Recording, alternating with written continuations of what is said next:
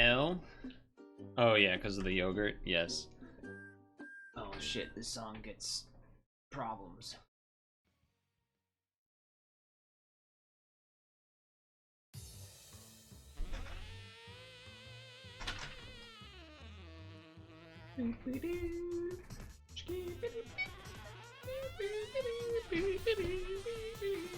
That took longer than I was hoping for.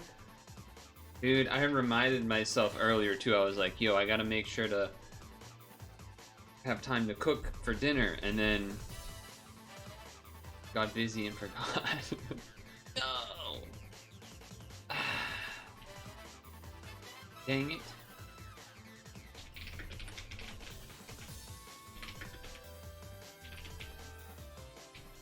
Dang it.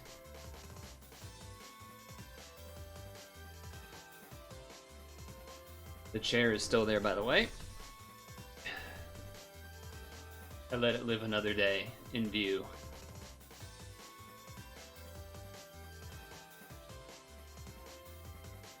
I decided to let it live another.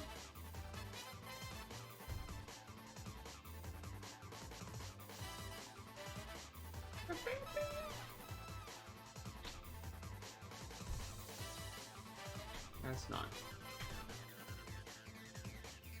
But that's not what I wanted. This is what I wanted.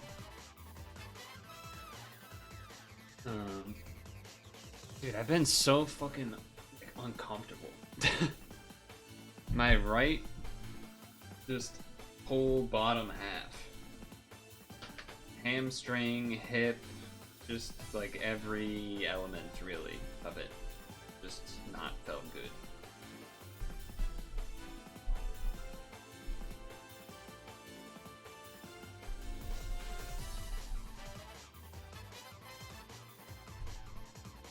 Not felt good.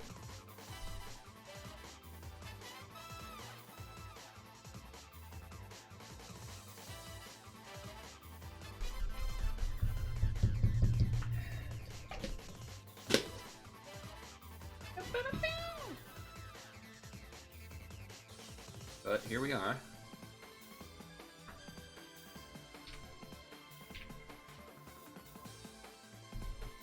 Ooh, vertebrae. Bit of a different than usual setup. Vertebrae. So I'm thinking.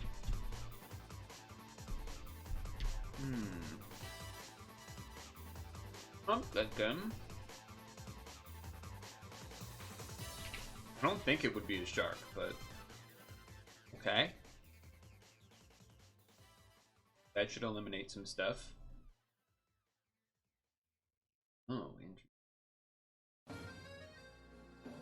What is that bottom right one? Is that an eel? No, that's even further down. This might be some weird animal.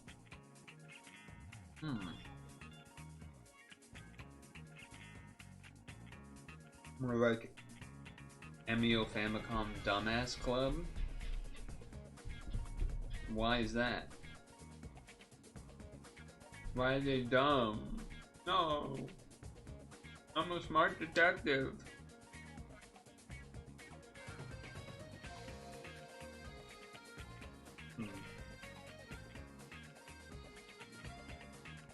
What is this?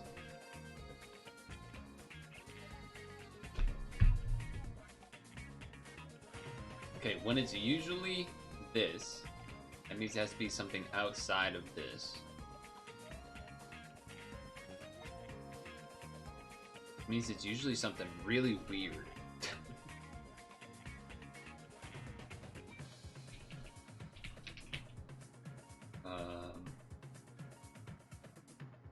Almar.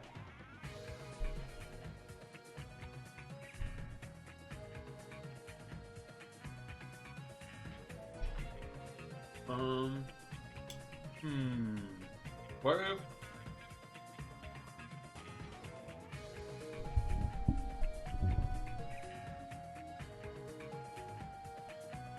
Well, let me get a bug out of the way, I guess. I don't think this makes sense, but it's gonna be something really. Okay, alright. So it's between bug.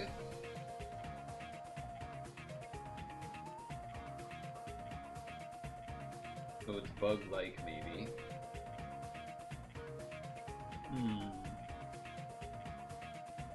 But it's called a vertebrae.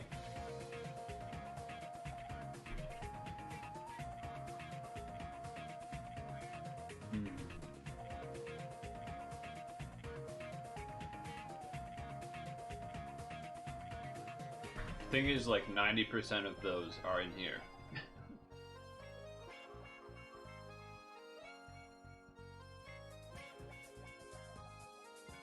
And even more of those are in here.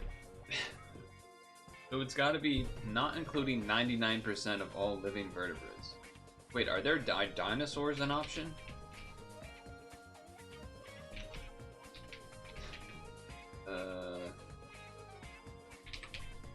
No, they are not.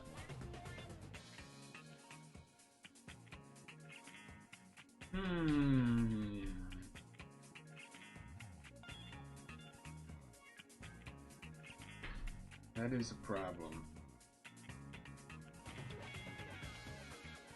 Something that isn't 99%.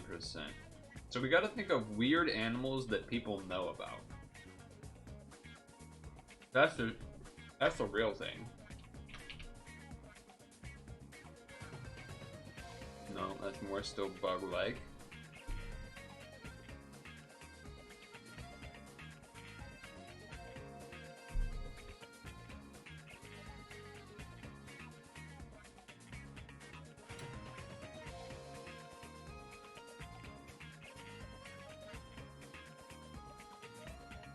But it has vertebrae?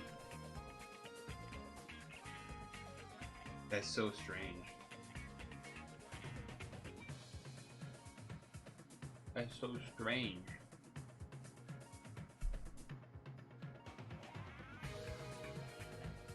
So it can't have a jaw, basically. A vertebrae that doesn't have a jaw. That's pretty tough to come by. That's pretty tough to come by.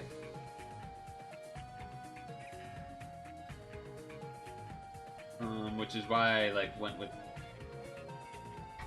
something that's bug-like but not actually a bug. Or something that's like an eel or a sea slug or something, but it has to have vertebrae. And it is something that we would know. Generally speaking. This is one of those where you can think of so many things that it's not, but you can't even really think of a thing to guess. Because you already know that it's wrong. Like any bird really would not be in here. I'm pretty certain of that. You know, any rodent, any mammal really, pretty much.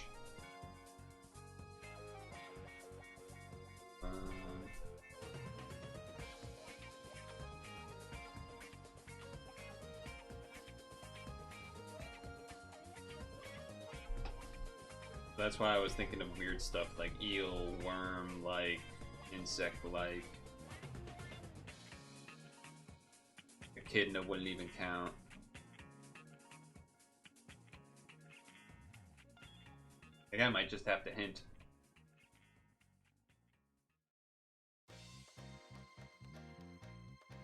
Oh, it's a weird fish like a lamprey. Oh. Okay. That makes sense. That's tough though. That's a tough one. I mean, I got it as soon as the hint happened, which is I kind of figured might be the case, which is why I didn't really want to do it, but I couldn't think of anything. But I just think of a lamprey as just like another kind of weird fish type of deal, but I guess it's not. I guess it's just not. Match the tiles together to make the name of 8-letter US states. Whoa! That's me! Wait a second, that's me! What the? Dude! Shit, he knows about me. He knows that I always call out a hairy grape puzzle. What the? What the? He knows. Caught! I've been caught. I've been caught. He's lurking? He's in the chat? Where is he? Where is he? Oh shit, hairy grape's coming for me.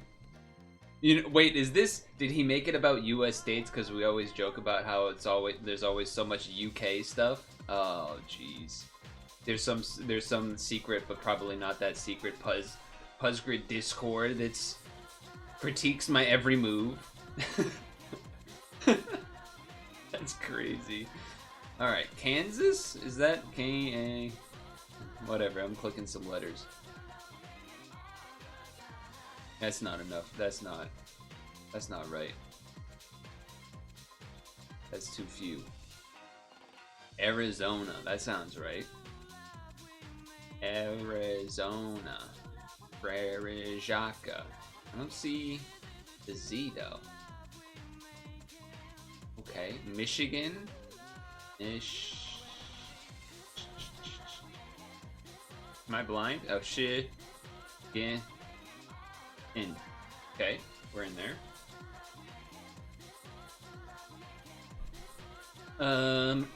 Michigan. Oh, we got like Illinois. Okay. Kentucky? Kentucky.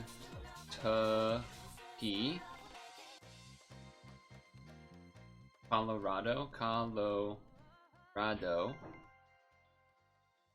Delaware. Arkansas. We got it. I said Kansas, but not Arkansas because I'm stupid. Nice, we got it. Michigan. Illinois. Kentucky. Colorado. Delaware. Arkansas. I know it's not Arkansas, it's Arkansas. I can't believe they called me up. That's so cool. Neat. Well, alright, in honor of that then. Oh, I was gonna do the grid of the week, but I guess we already did that one.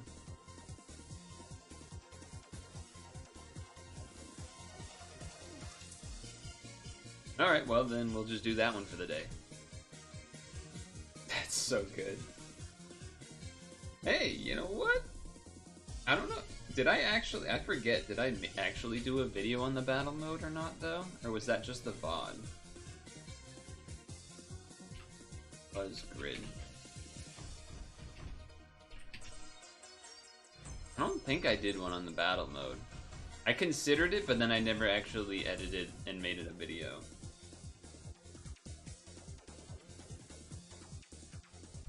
But I know what you're talking about, because we did record one time like I might, and then I didn't.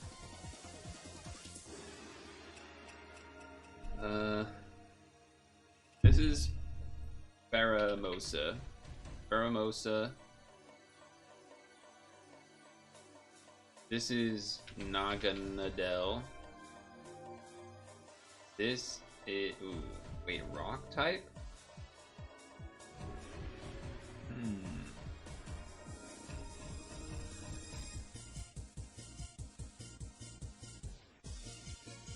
I don't think that meteor Pokemon thing counts as an Ultra Beast. The one that has like a bunch of versions of it of different types.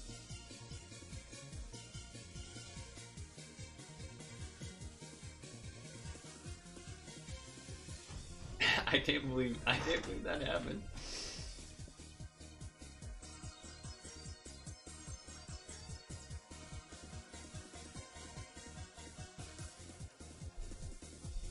The Hairy Grape Special.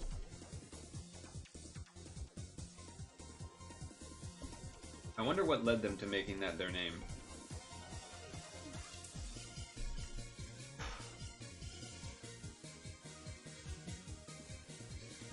So I know it's not Buzzwole. That definitely does not have rock in it.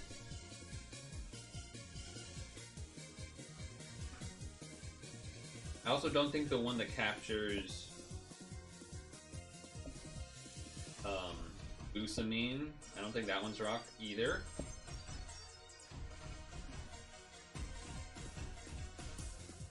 The one that I think I don't even think it is rock, but I don't know the name of it either. It's the one that's like really stringy, but then has like kind of like electricity for its head.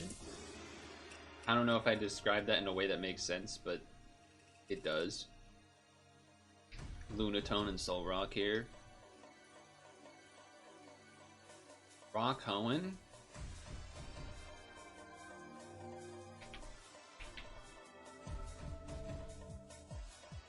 Poison Hoenn.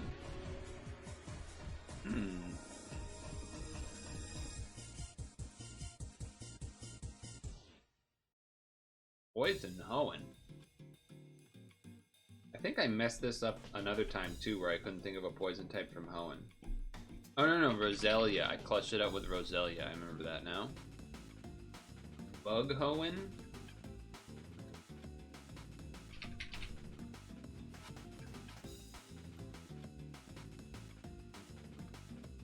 Bug Psychic.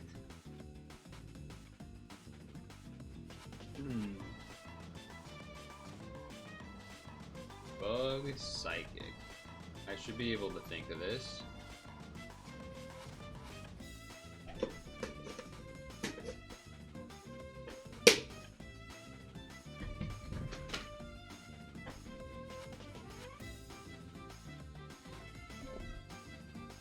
I don't even label the VODs to have Puzzgrid in the title anymore. Maybe they saw an old VOD or something. Psychic Bug.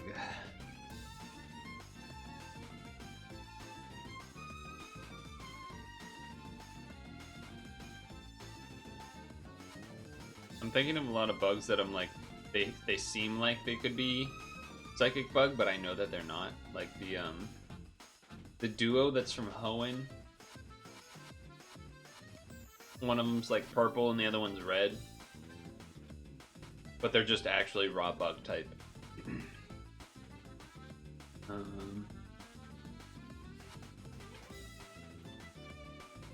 I don't think Florges is Psychic Bug.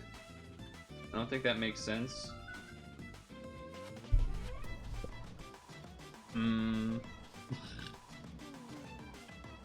What's the other option here? Psychic Poison.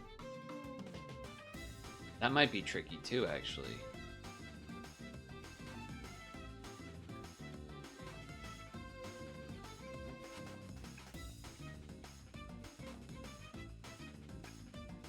I definitely feel like there's one I know for Psychic Bug. I might just try this because I don't know the name of the electric one, which is the one that I actually want to guess. So I assume this is going to be wrong. Yeah. Okay. Poison Psychic. Oh, no. This is, think? Hell yeah. And then Psychic Bug, though. Psychic Bug. I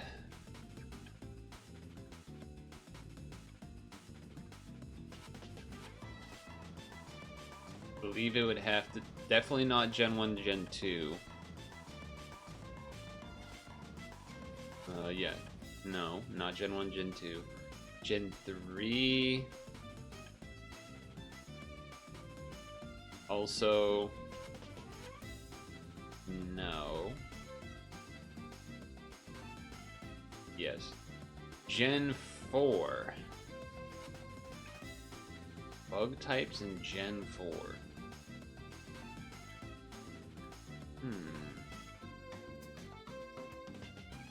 Why can I not think of bug types in Gen 4?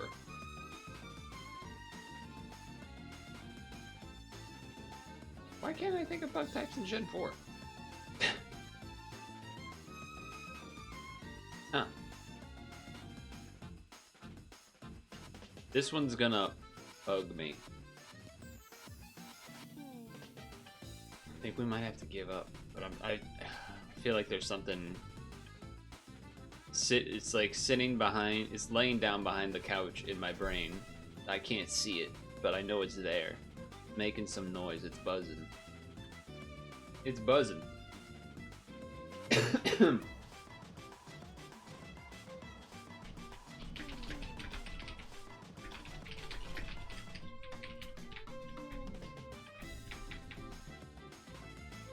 Shit. What is this? Because I've basically thought about a lot of bug types that can use confusion or psychic type moves, but none of them are actually bug psychic. That's the problem. That's the problem, because a lot of them are like bug flying or just bug or whatever.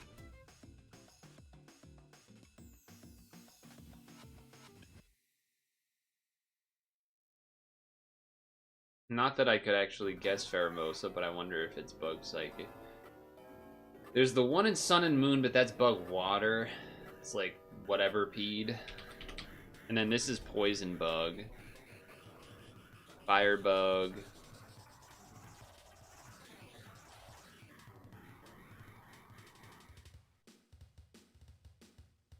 Shinotic is fairy grass. That's not even the same thing.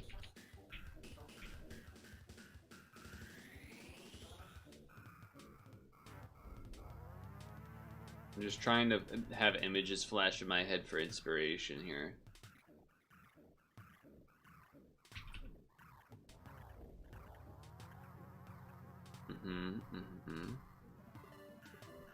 No.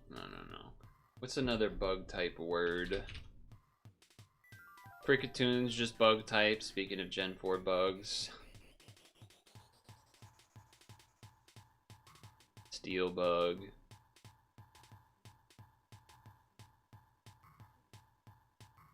Sunfisk is not a bug type.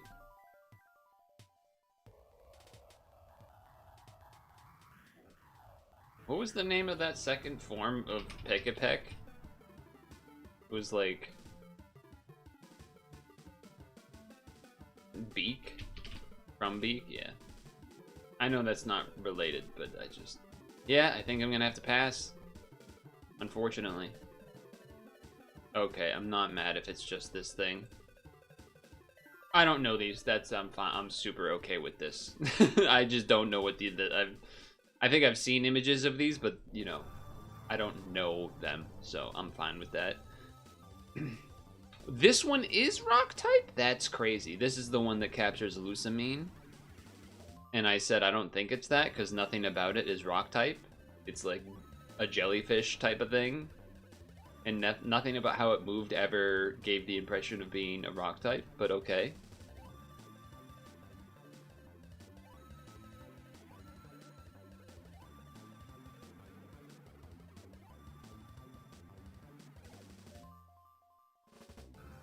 Sure. Sure. Buzzswole, Pheromosa, Naganadel. This thing's rock poison? I think we had that come up and I was like, I don't know what that is. But okay, alright. When I see this image, I know, like, okay, I've seen that this exists, but I've never seen it in the anime or in-game or anything else. So I don't, like, it doesn't really exist in my brain when I'm trying to think of a Pokemon like that. So, alright, fair enough.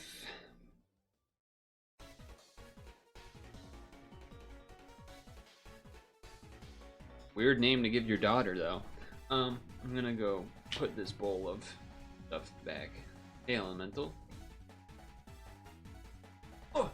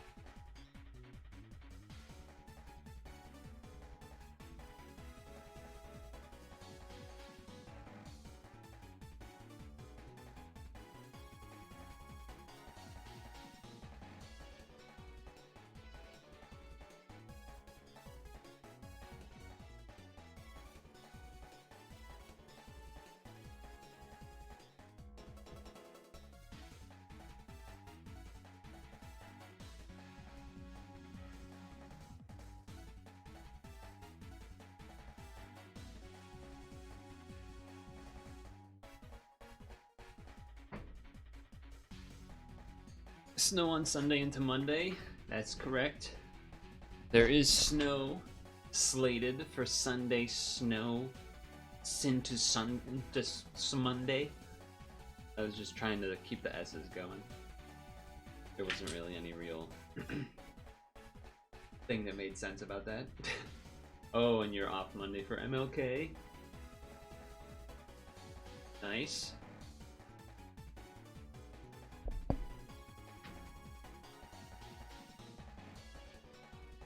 For milk. For milk day.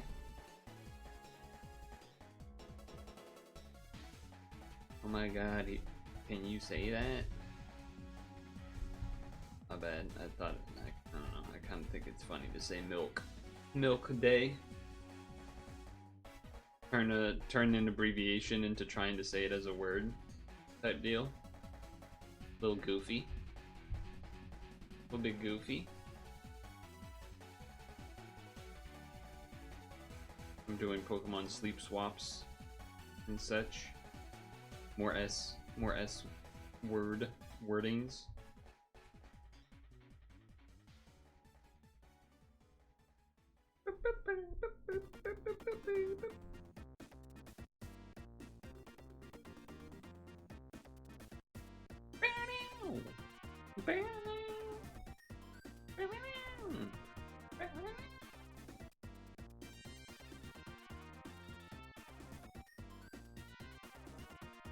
Hold on.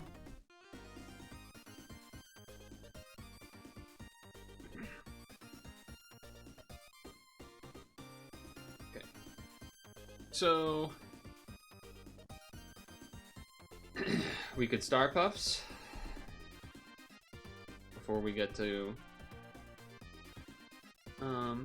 Emio time. We could certainly do that.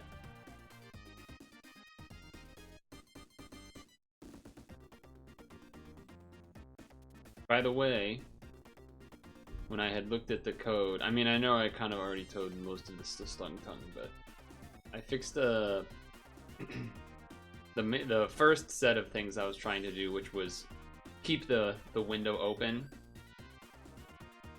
when on submit and have it run and stuff, so that's cool. But while I was looking at all that too, I realized that there is actually, I mean, we're not going to have the crazy level of precision of update that would require actually going into the image generator, but we do have a little bit, because the UI actually calls 2 individual steps, so you could be like done with step 1 reading the file, on to step 2 generating the image, so there is that at least.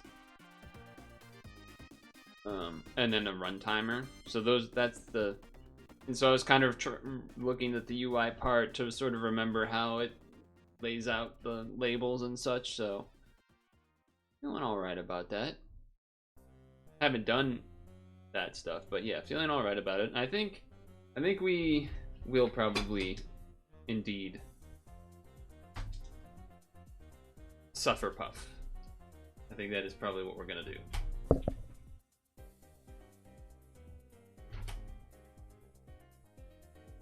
Just getting the controller in, then I'll do lunch for Pokemon Sleep.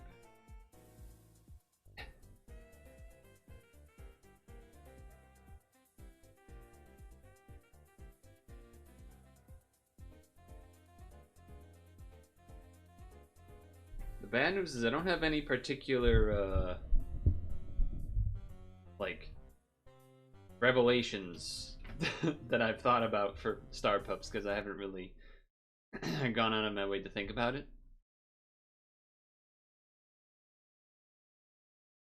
Game is opening.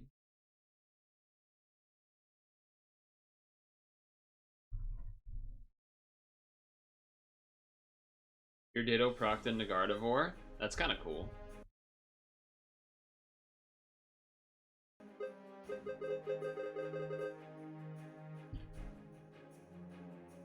Alright, let's cook a meal. Excuse me. Let's do 4 mushroom curry. Yeah, let's do some of that. Do some of that. Trying to build up our other ingredients for next week already.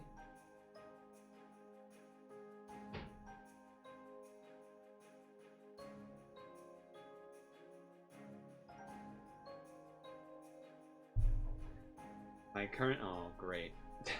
The game crashed right as I was about to cook the dinner. Fantastic. We go again. Might as well take this time to tag Discord.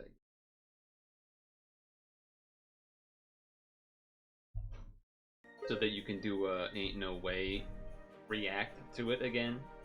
Isn't it cool though, the Ditto animation? Isn't that cool?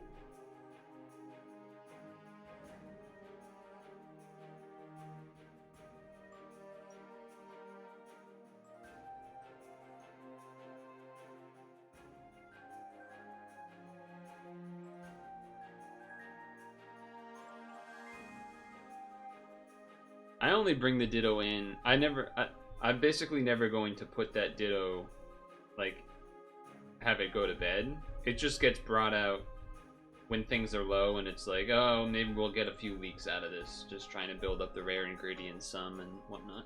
So that's actually what I just did as part of the switches before cooking the dinner, which did not crit, by the way.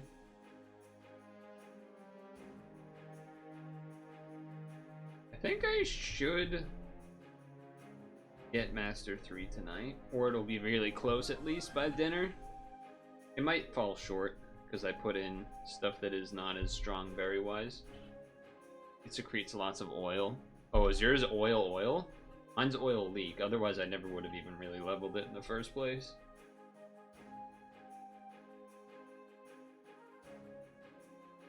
Okay, I think we're pretty much ready.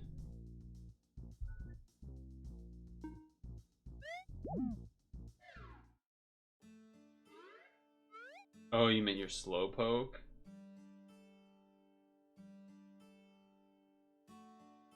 Your slowpoke secretes oil?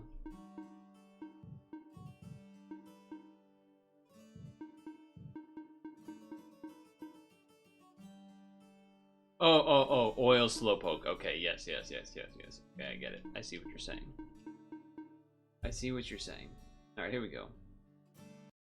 Alright, so, been another weekish.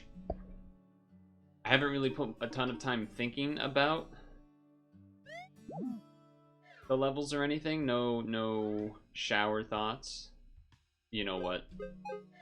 I'm not ready for that. I'm not ready for that one. I still got absolutely nothing on that one. This one feels like we're always basically right there, but then not quite at the last moment.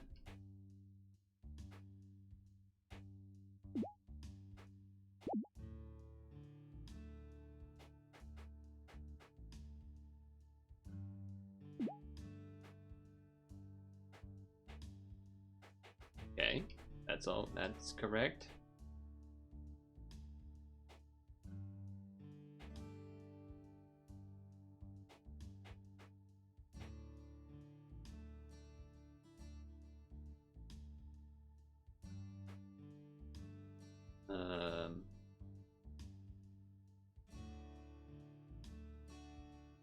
I feel like I think I messed this up already.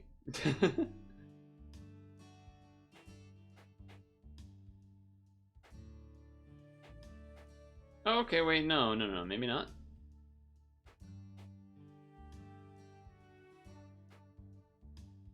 Oh, but that's not good.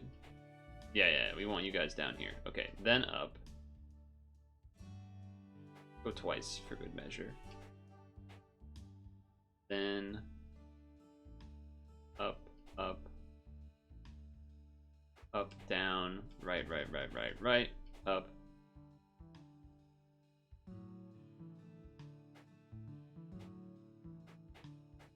Okay. So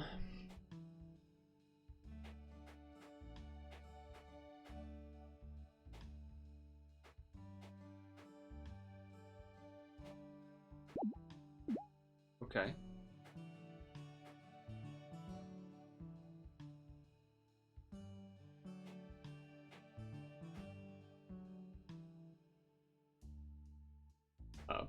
Yes.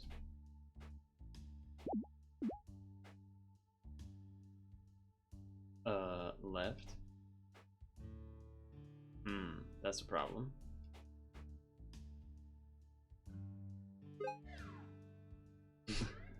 Fuck.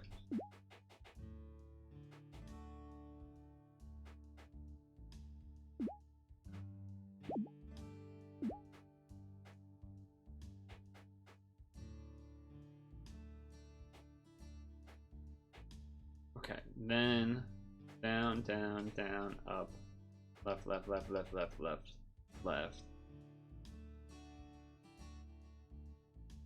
right, up, up, up, left. Needed to hit right.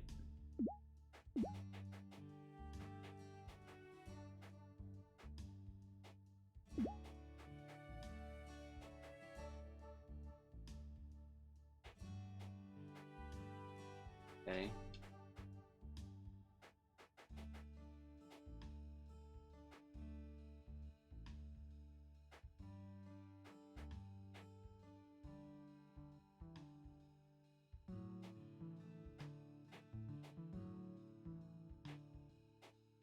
No, that's still not the right number. What the fuck?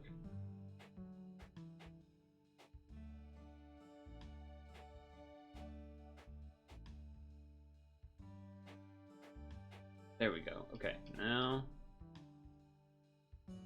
up, up.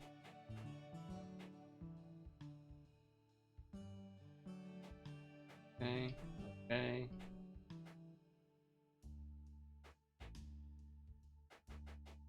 Get those over there.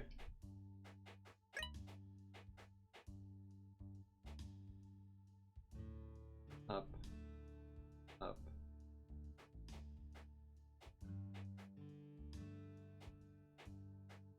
Okay, good.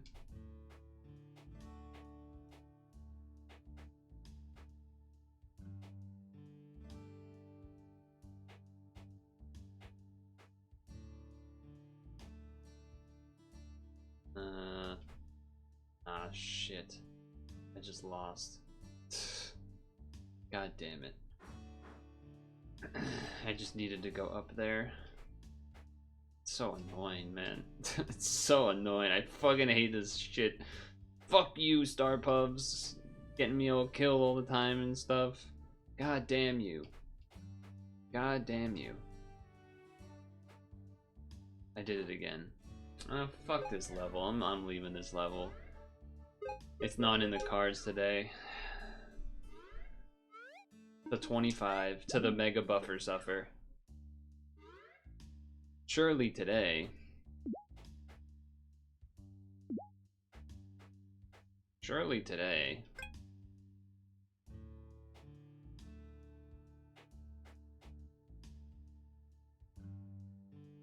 Okay, so how did we do this last time? Did...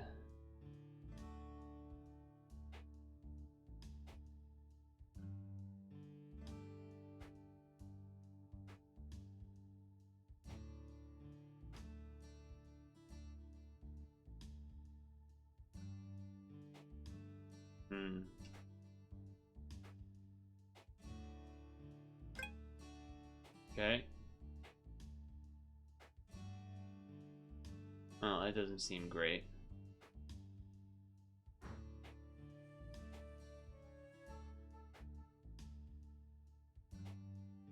Alright, fuck you. Start over.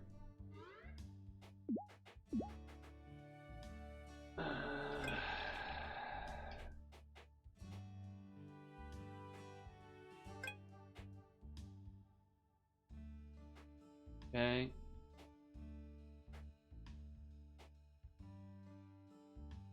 No.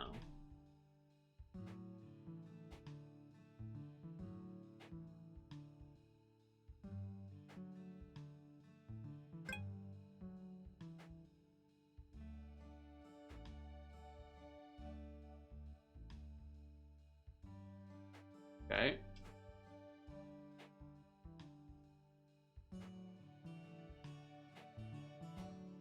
Okay, we're alive. Alright, we're live. We're live, we got the stars. So, if I remember correctly, the way that we were able to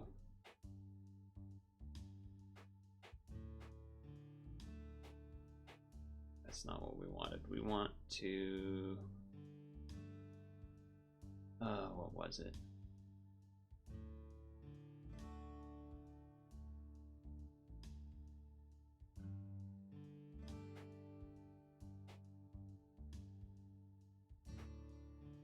Fuck, I didn't want to move the middle ones down. Not what I wanted. That's not what I wanted.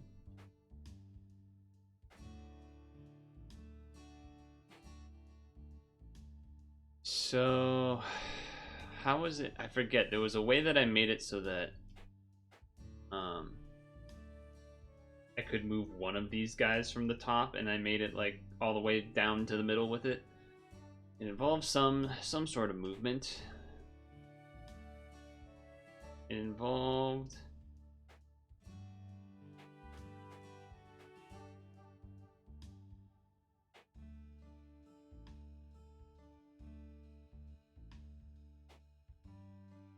I thought it was something like that.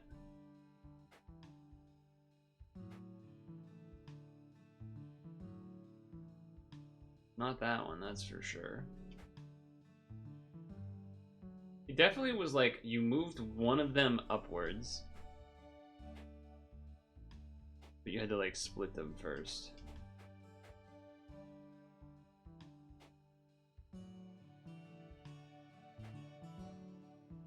That's not quite it either.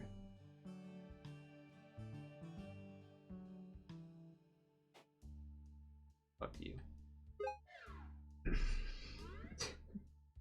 Dude, I don't want to move to the next world without beating the ones in this world, but I mean, we've been on these same 3 puzzles for like what feels like forever now. How the hell did I do this again? I think it was something like that, maybe.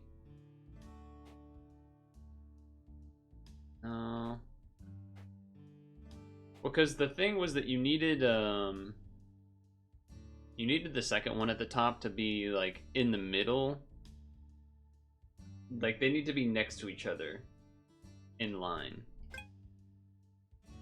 not on top of each other. I'm not even looking at the middle ones. I'm top middle. I don't even care about the bottom middle / middle because we already know generally what to do there. I'm focused on the next step, and then we'll come back to it because we'll probably die with the middle because I'm not giving a damn about them.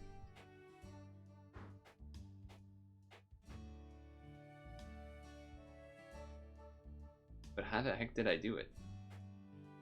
How the heck did I do it, though? Yeah, get out of the way, dude. I don't fucking care about you middle fucks, man. I don't care about you middle fucks. I'm just trying to remember how the hell I did this.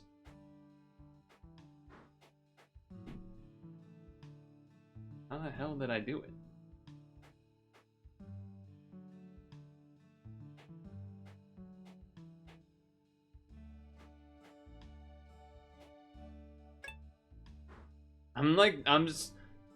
I wish I could freeze the bottom middle because I just don't even want to look at them. But they somehow are causing problems on their own. And now I have to like get them out of the way because they're being fucking annoying.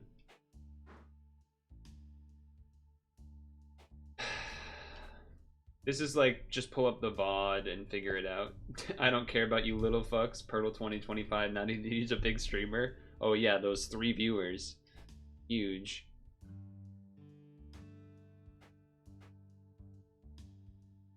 How the hell did I make those 2 next to each other? Can't remember for the life of me how I did it. How the fuck did I do it?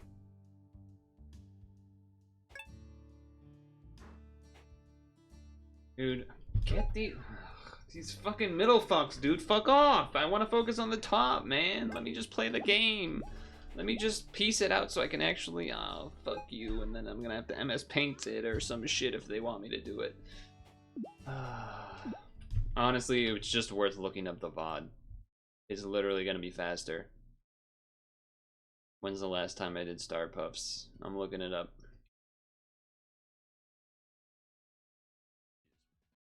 All right, let's see here. You go in. Shush. Where's 25 at? Where's 25 at? Did I not even touch 25 last time? No, I touched 25. Okay, here we go. All right, so how did I move you around? I'm just looking at the VOD. It's not worth it. Okay. So I got, what do I have here? All right, past me. Tell me what I don't remember how to do now.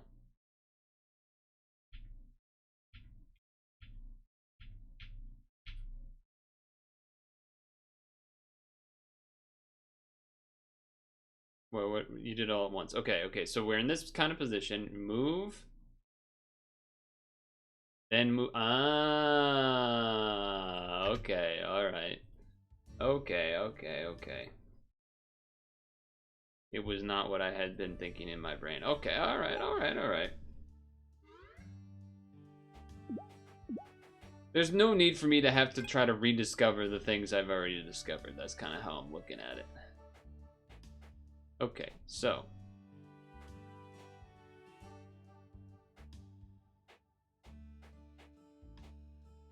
this, there we go.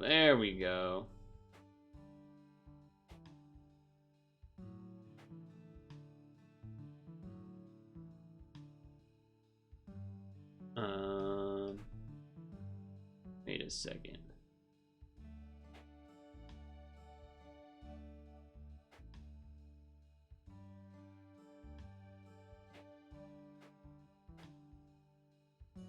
Okay, let's try that again, maybe?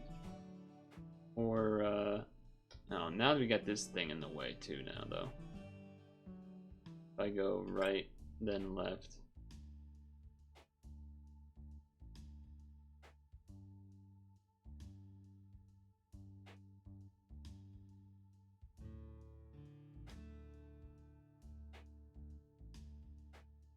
Alright. So. Left. But that's not gonna, well, is that gonna work if I hit up? Then right,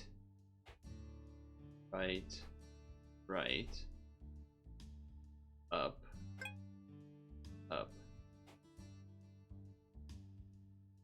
down, help here.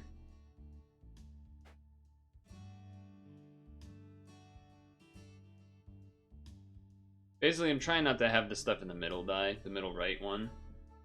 Past you was much smarter. Past me was much less tilted that I have to keep coming back to this same orange dreamy world of death.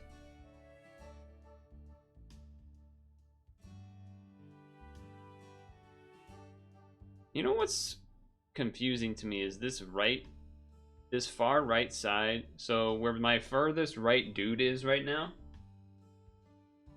one more column over where those flipper blocks.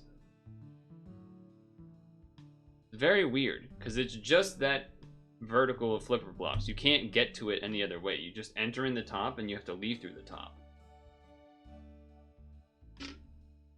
What's that all about?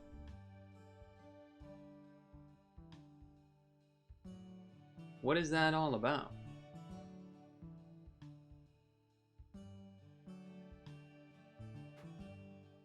It's like, I could do this, and then this, and then this, and then go back up.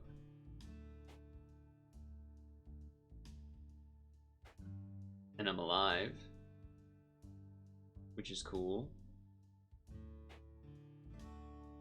And then I can bring it back to the middle.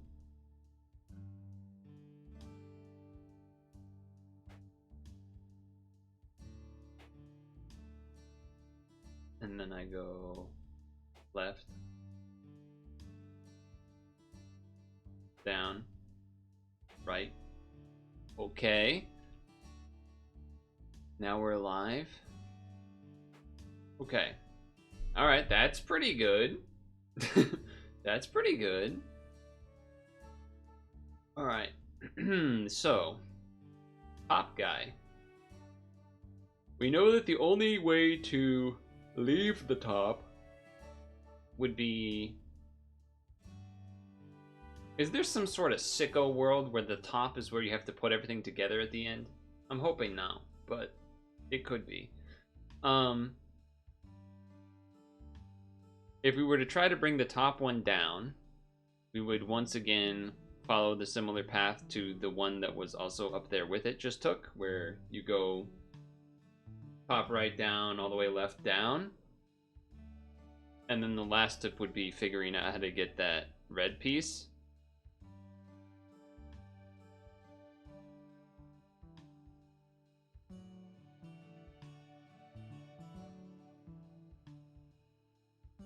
The red piece is not on a flipper. The red piece is not on a flipper.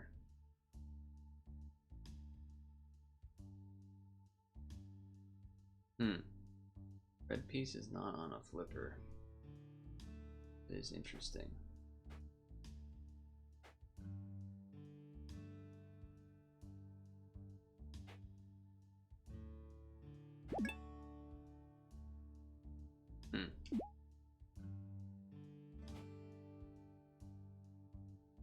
It seems probably not good. Well... No, that seems not good. Because now I have to go left again and things die. So I'm going to... but now I have to go up and that's going to make that one go up. Which is not good. Alright. Well, okay, maybe it's not that bad. If I go right again...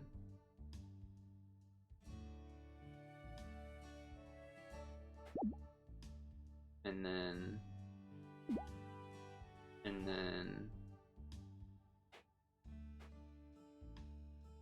No, because then if I go left, I need to hit up to go down, but then I can't go down. And then even if I go all the way left to do that, it's the same kind of problem. This is still a problem.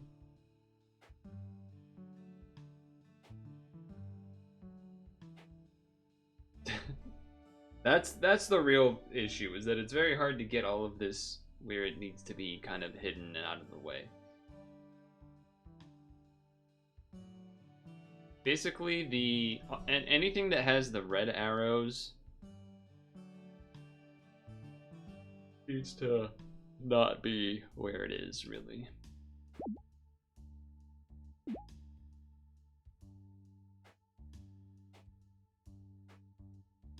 Which that's almost it. Problem is... Okay, down. Okay, so... Oh, but if I hit right and then... Well, okay, right. Up. But then left. Then I have to hit left too many times. Stuff's gonna die. That also doesn't work.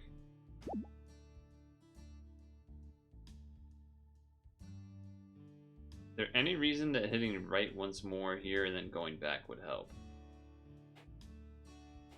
It would help with that. The all green. It would help with the all green. But I don't think that otherwise... No, because I need to be able to go one more green over, unfortunately. One more over to the left, but we can't because the bottom right dies. That's so annoying. So annoying.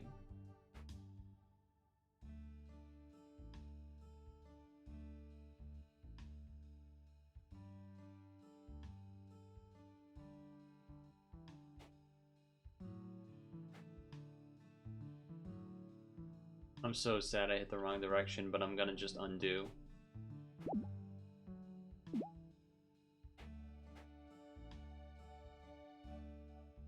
No, and then this is bad too, because it's the same thing, right? Although I can... And then... Oh, but then you're in the... Wait! No, because I need the fucking left and you're the wrong way, you jerk off.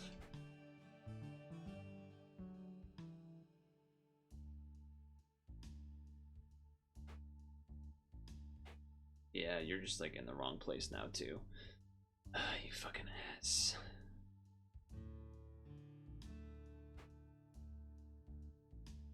You fucking... Now it's all backwards and... It's okay.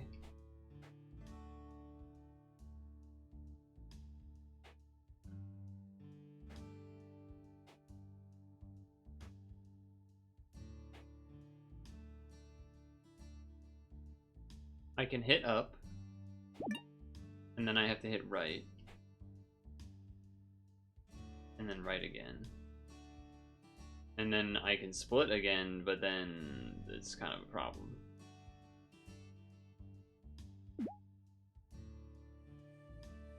I suppose I could... Does backtracking to the right help me at all? Versus going left and then down. Well, going left and then down doesn't work because of the up arrows that are currently below me. So the thing that would help though is I can do that and that, and that almost helped, but not quite. Okay, now I can go down by hitting up. Holy shit, we're close.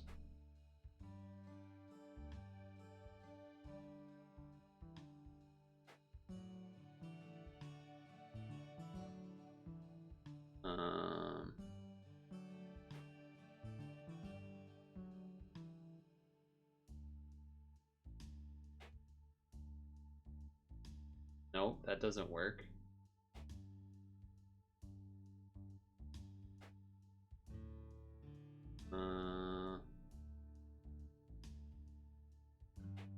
Okay. I still don't, well, okay, I could hit down to grab this, and that technically works. But then the only thing I could, well, okay, I can hit left, which I need to do, because the bottom right thing would be a problem. Then I need to do that again. But then that would be a problem. But I can't go up, and I can't go down, and I can't go left. If I go up, dies, because then there's no move after that.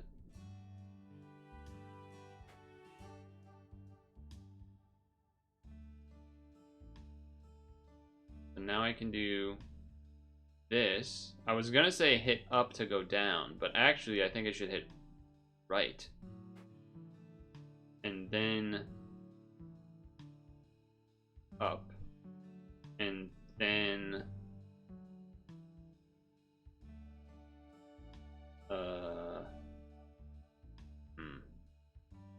problem is the green horizontal arrow here, isn't it? Although I can hit right once. And then I can hit... but if I hit up...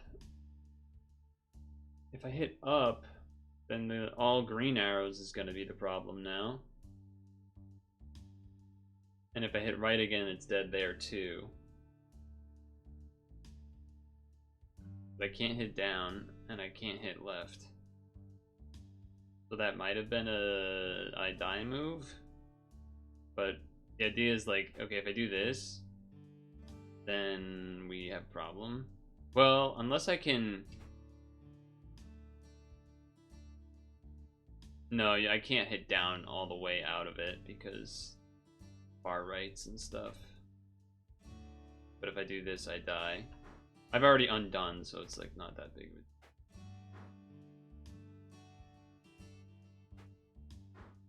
So I think maybe you'd have to do something here in the setup.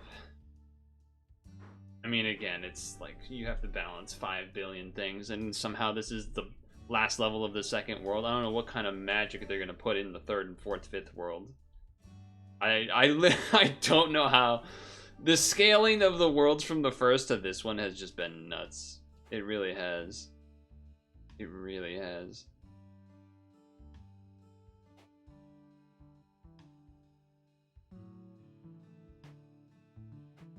I'm just gonna try some stuff, I guess.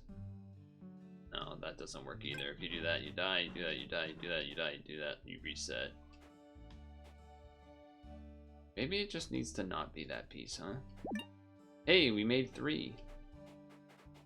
Oh, you actually can't break out after that, huh?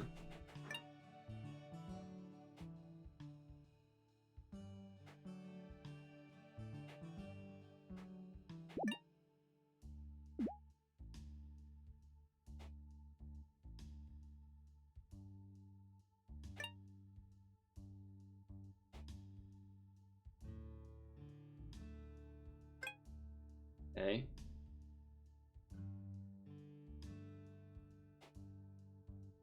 Alright, so that worked. I was able to gather at that time.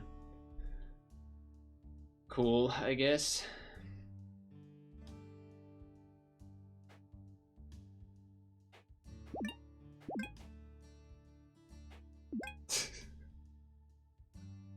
Sure.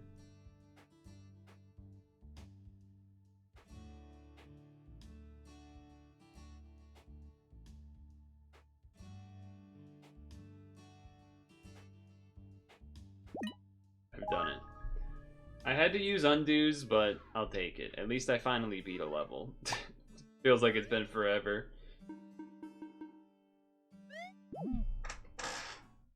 I think it's just, you have to do so many moves with things, like, not messing up a single move. This one, I still feel like there's just a magic move that I don't know for this thing.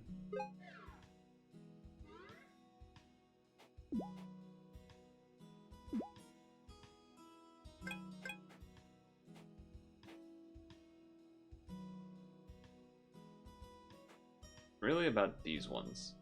Once you get to these ones, bit of an issue. So you hit down, dead, up, dead. So it's like, it's just always off. Just always a bit off. And I don't know how you're supposed to solve that.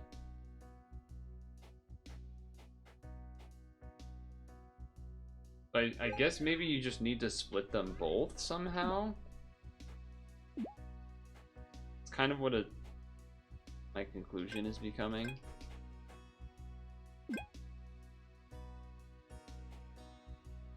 What? Oh.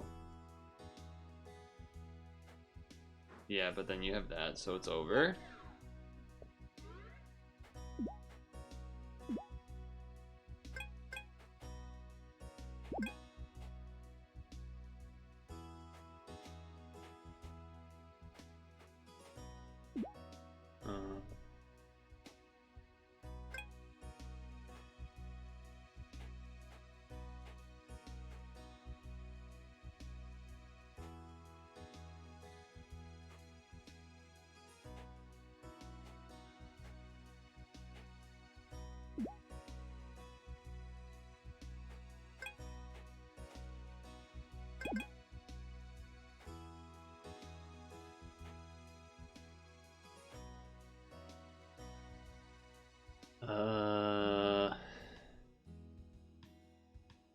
It's funny, you can actually join them in the middle.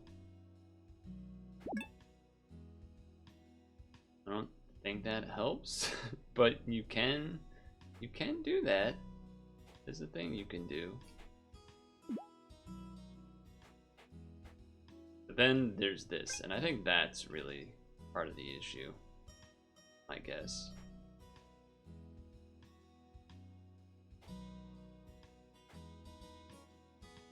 But who knows? Maybe I'm wrong.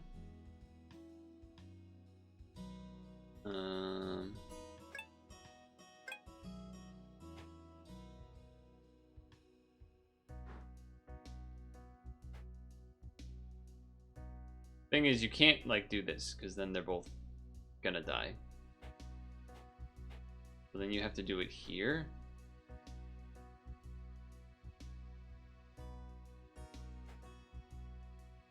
But that doesn't really help either. If I hit down, death.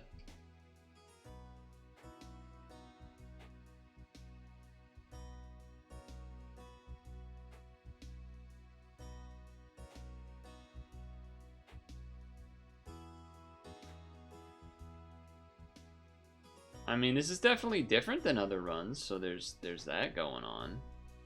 There's that.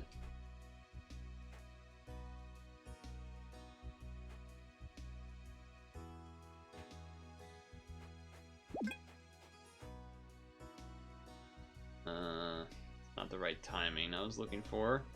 I was thinking maybe if there was a way to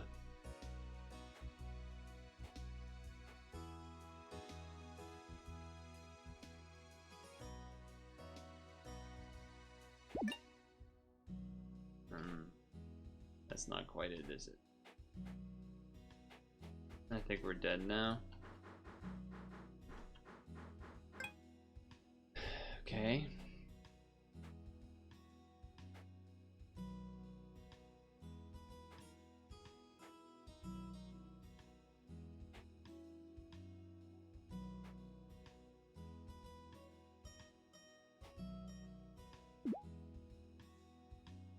Yeah, but that doesn't solve anything either, does it?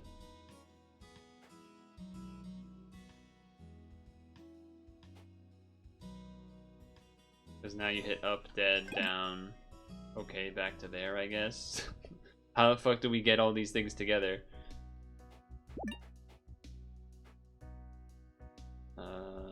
Yeah, that's not gonna work. Alright. So you can never do the both halves like that. We realize that at least.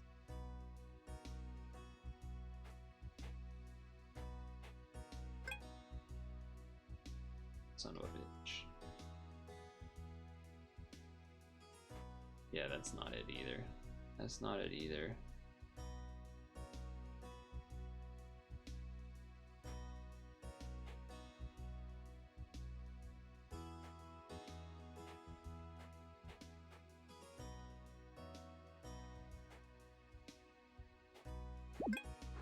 Doesn't help because now they're like that again. That doesn't help. And it is a lot easier when you do shitloads of undos, I'll say that much. Say that much.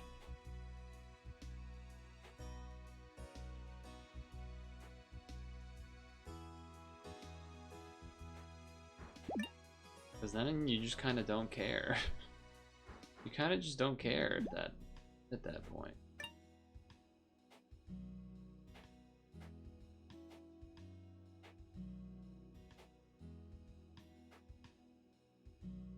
And you just have this problem again.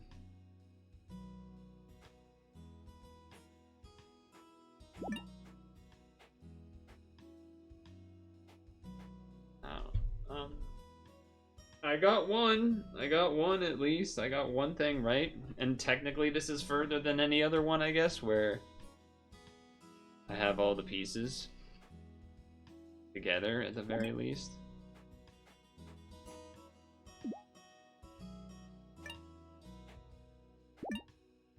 Still bad every time though, huh?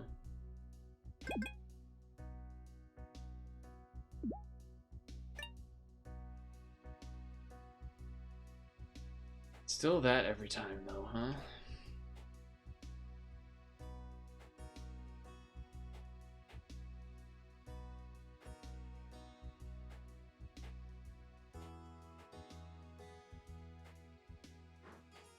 Yeah, so cool. I don't like doing them this way. This just feels like guess and check and not like I'm actually solving a puzzle. I mean, there's certain points where I feel like, oh, I'm actually doing a puzzle, but now that I've gotten to this stage where I have all four of them and I'm just fucking throwing at the wall, I don't feel like I'm actually doing a puzzle. But I also can't figure out what to do. That's the main problem. Because whenever that happens, then they come together and then it doesn't fucking matter. And it doesn't freaking matter. That dies, so just... It don't matter. It don't matter, no. But I got you. Don't wanna see us together. But it don't matter, no.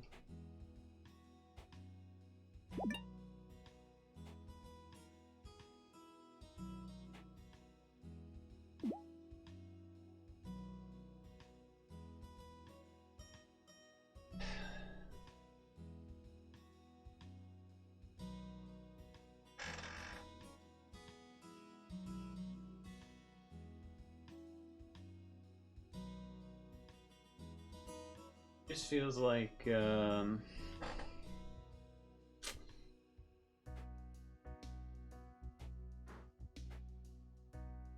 feels like you always have the same problem. I tried doing the thing where I kind of was trying to get them all onto the second row here, and I just couldn't do it. So then I was thinking maybe this vertical in the middle somehow, but I can't seem to do it.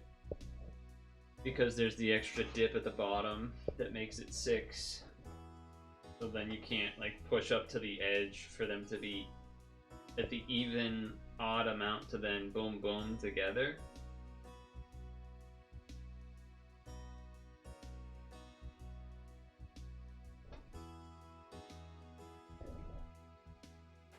Which is a problem.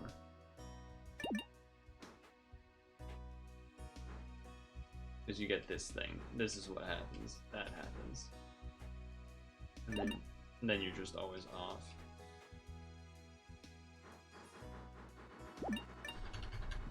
So, I don't know. I just feel like I'm guessing checking, and I don't feel like that's I don't feel like that's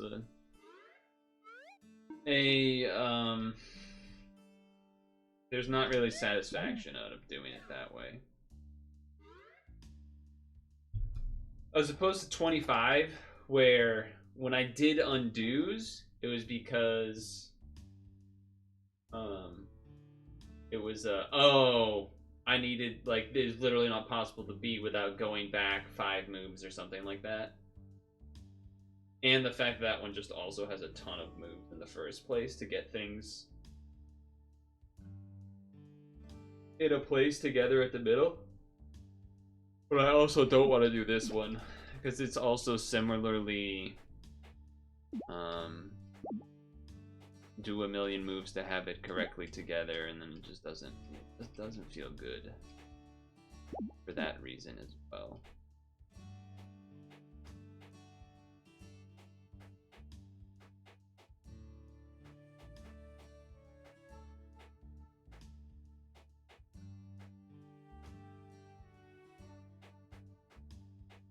Doesn't feel good for that reason as well.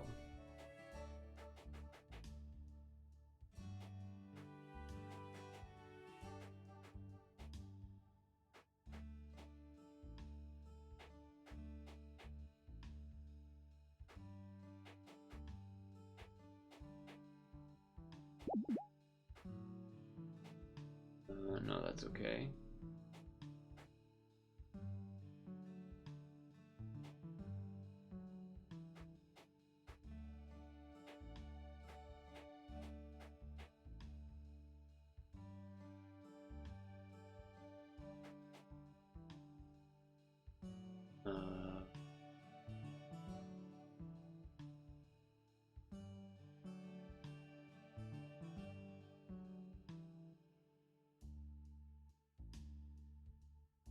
This red up down left right green that's on the far left bottom is gonna be a problem.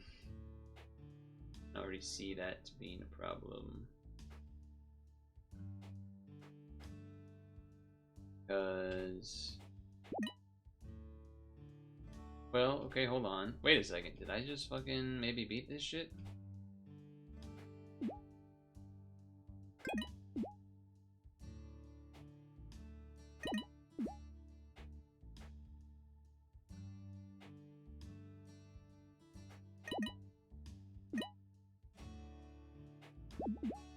Like, kinda close, but not quite.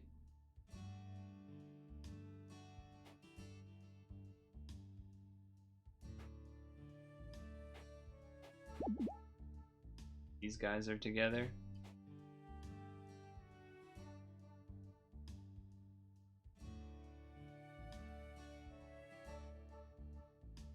How can I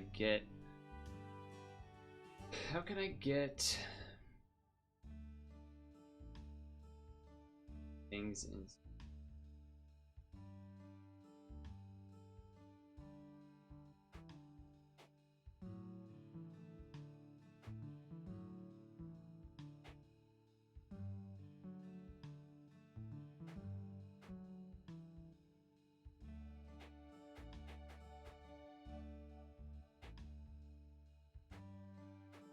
Okay, that's pretty interesting, I would say.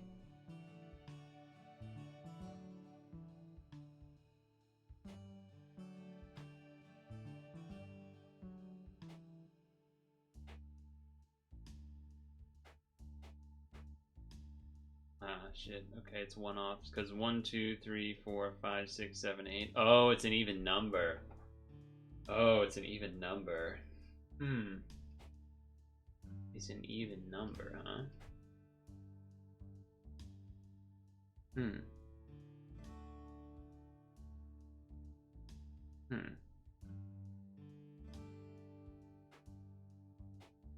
Oh, that's not good. Oh, fuck. I kind of fucked that. I think. Wait a second, hold on. These are in sync, but it's not actually good because they don't come together. So this might be really bad, actually. This might be really, really bad.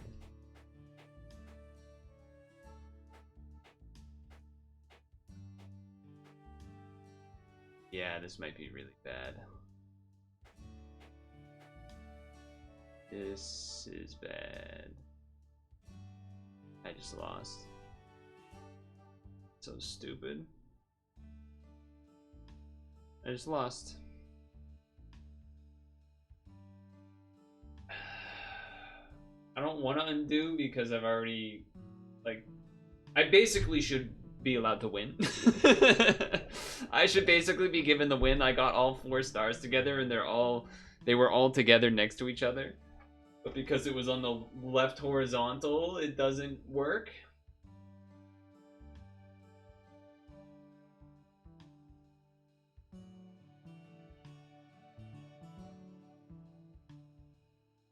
Up does nothing. Right dies, left dies, down dies. Ready? Down dies, left dies, right dies. That's so silly. I mean, I guess if I'm undoing, then I would undo to, like, here, maybe even more.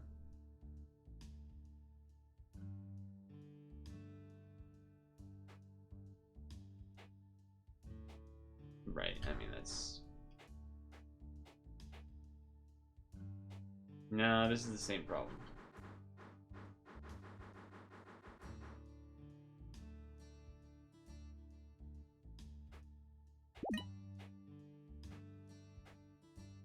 Oh, one more, and that would be pretty sick. If this green was not here. But they're in sync, that's the problem. That's the fucking problem. The opposite verticals are in sync, so it doesn't matter what I do, they're just always gonna flip, or, you know, almost flip or whatever. So it just never really works.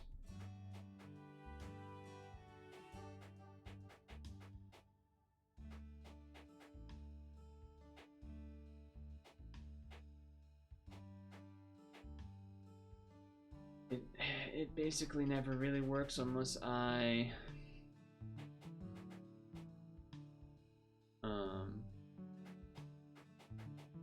like start redoing the whole thing pretty much, which is I guess what we're gonna do.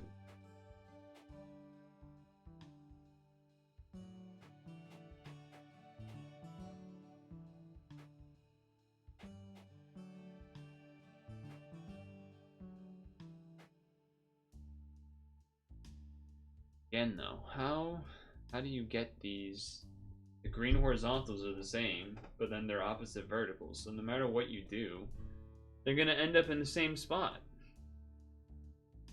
So unless you made it so that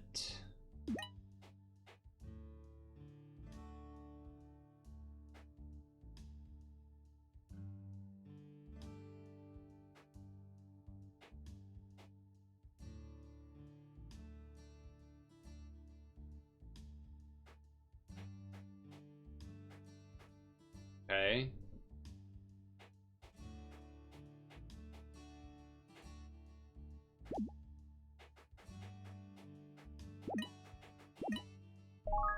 Ugh, I'm so annoyed that I had to use backs to get there. That one feels like one that I could do again in perfect though. Because now I know for sure you definitely just have to match on the bottom. But you know what? At least I've done 2 of them. At least I've done 2 of them. The bad news is that it means that this is the last one that's left. That's the bad news. Good news, I have beaten 2 of them today, unlike the last 1 or maybe even 2 sessions where I did nothing. The bad news is that this is what's left.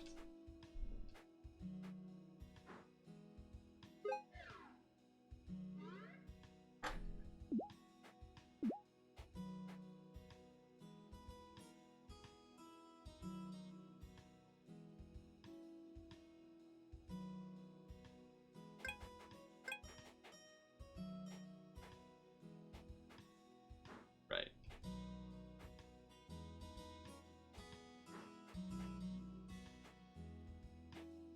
Alright, restart it. Kind of like other times, I'm sort of trying to just get different looks of sorts.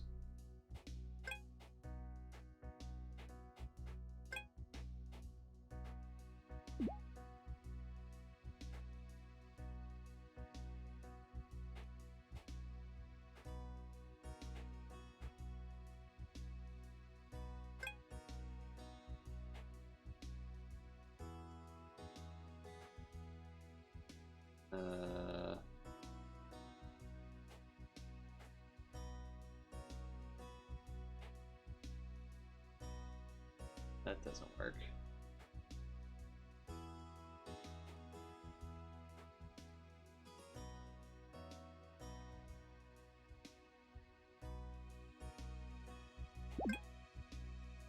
Now I can't hit up or down though. If I can hit up.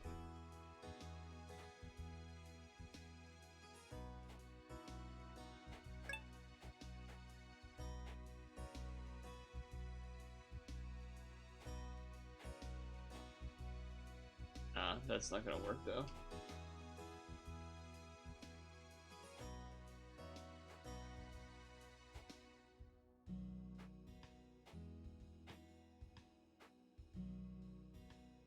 But now if I hit up or down, I lose, so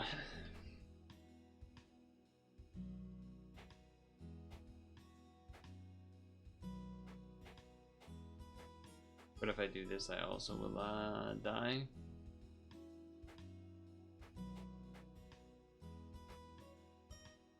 I could do this, but then we have this problem, right? Yeah. We do then have that problem.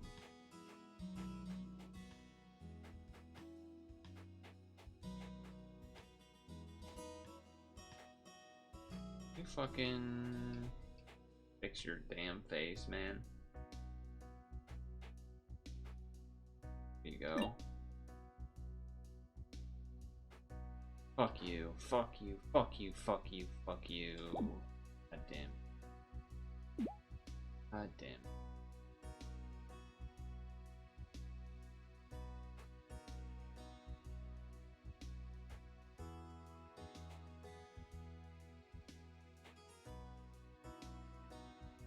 Doesn't matter, down, die, everything dies. I just don't get how to do it, man. I don't get how to do it. We've gone over, even from like the very first time hitting this thing, that the top row and then the second row are just so messed up. Because you can't, like, you can't have things that are the same horizontal green, because then when you go left for the top row, you kill the bottom row, usually. I guess it's not technically true if they're perfectly lined up already, but it's pretty much true. Especially because you would have to have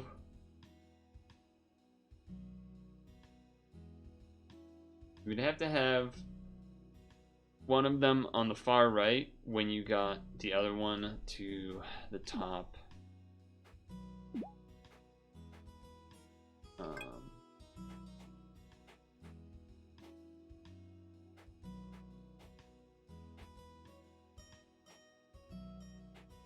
Middle.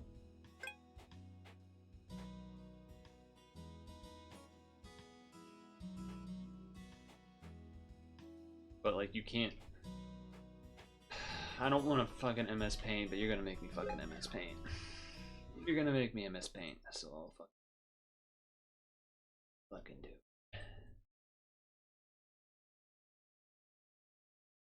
Here we go. Thick brush, please. Temp window. Paint. Turn that filter on. Where are you? Where are you? Chroma key.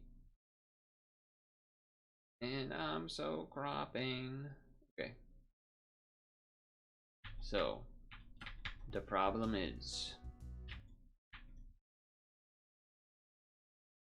I was talking about the horizontal green arrows, right? So let's imagine we get the one that is all greens, doesn't really matter, over here. Let's just say it's over there. And somehow we got the other one that involves the red arrows over here. We can then hit left,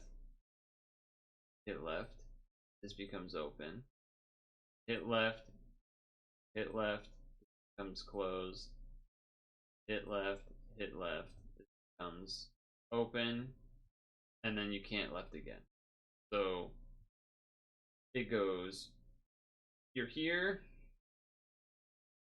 this is open, this is closed, left, open, close, right? Am I doing that math right? Let me move the game one piece. Easier to visualize. Okay, so one move, we're tracking this. So one move becomes check and here. 2 becomes X and here and here. 3 becomes check here and here. So then you can't move again to grab the star, with this also being, it would die basically. So we've already eliminated that. Now there was another thing I remember we eliminated from, like, again, day one type thing on this puzzle, which was that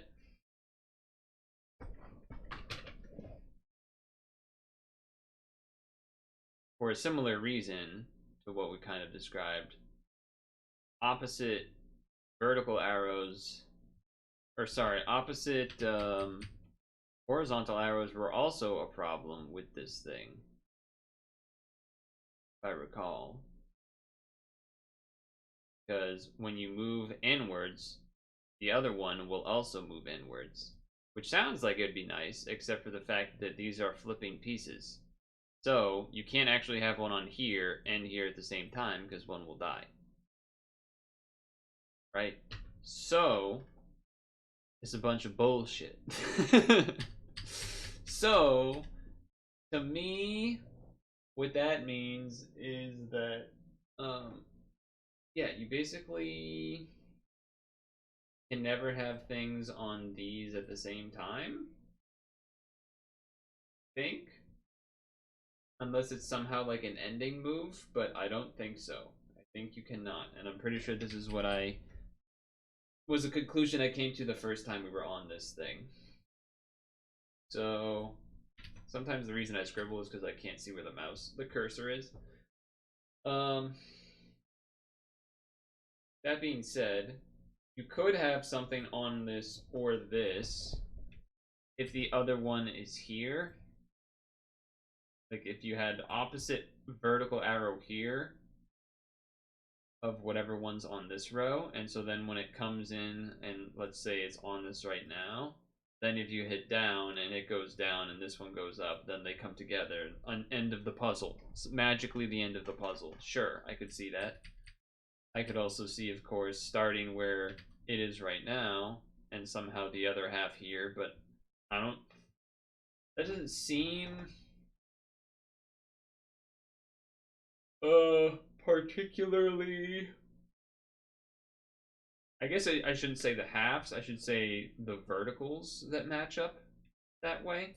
Because if they're actually the little half rectangles, then when you go up, they would split. Or, you know, if you hit the vertical, they would split. So you would need them to be like the up arrows up here and the down arrows up here. And that was a thing that I was... Oh, hello. That was a thing I was tempting to do when I was doing a lot of the undos earlier when I was here. But the problem is this. The problem is that space. Because you can't evenly... Like the way that you would get a lot of the time things that are the same vertical type arrows, whether it's green or red, is to kind of push them against a wall together. And that is not that's both already difficult because it's a flipping piece up there, but then the other problem is that this makes it a 1, 2, 3, 4, 5, 6, so you can't push them to the edge and then have them meet together in the middle because there is no middle. So yeah. So yeah, that's why I'm kind of thinking that somehow you maybe get like two, I guess it would be green horizontal, you know, horizontals of the same color here somehow, I guess. No, that doesn't really work either. Well, it could, I suppose. You can't move up if you have, sorry. If you have two of the same, if you have all of the same vertical or horizontal greens here, and then we're able to bring up the other guys to be here, then they could move in together and fuse here. You could also do the same thing in this spot. You know, same type of deal. The problem with that, again, is that this group that moves up, you couldn't actually have it be the entire other half, because that makes the rectangle, which means that they will not go the same direction. So, but at the same time, so basically you would almost need to get 3 pieces here, like 2 of the same horizontal and then 1 other guy, and then bring the last one up to time with this, and then basically push that way to that side, which should then make the group that's already a pair of 2 pushed to this side would go all the way over to here, which would be fine because the timing of this being up would work. But then that would also move the third wheel plus the one that came all the way up. That would put them together on the wall getting pushed, and then again you bring them together in the middle. And again, you could also do all of that on the second row as well, I guess, in theory. which is why I feel like that's like maybe not right, because like why should you be able to do that here and here? So yeah, I don't know. I hope that made some amount of sense, but I don't. Obviously, there's a lot of not discussing some pretty important things that have to happen for that to even work in the first place.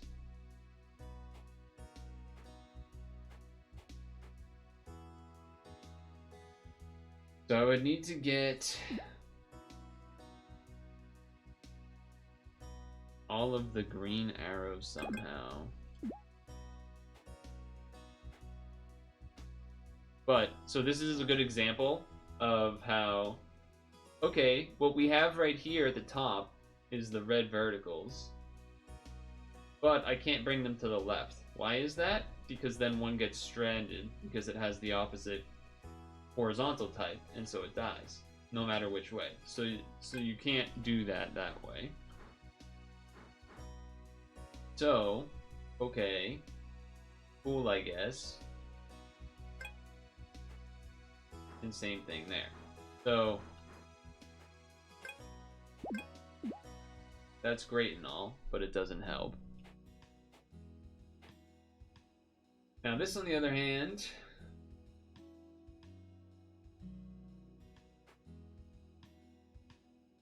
if we could...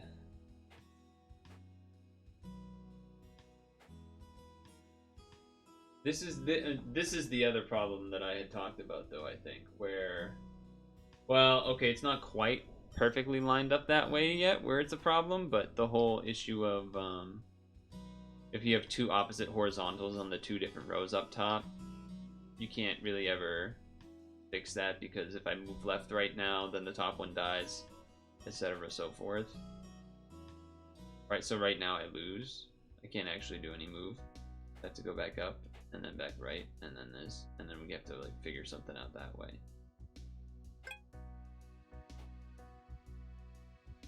But it's pretty much not doable.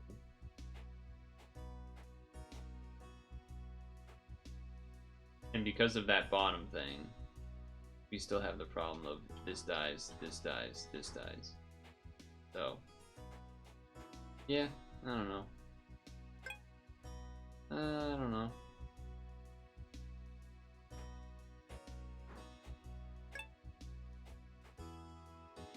And now we definitely die because no one can do anything without dying. I was trying to offset the red verticals so that they wouldn't actually, because I can't go up and down, it's just a problem.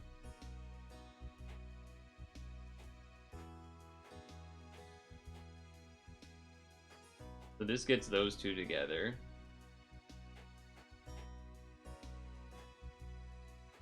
But now I can't do...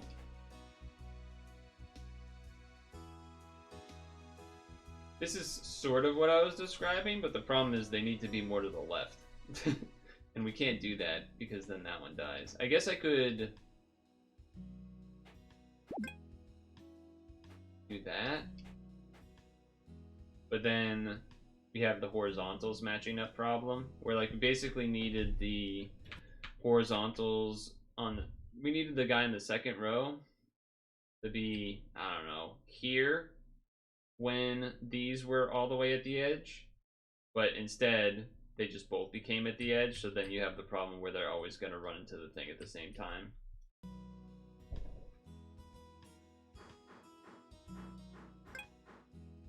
And I don't think there's really a way to solve that, because again, you're going to have this problem where it's going to match up.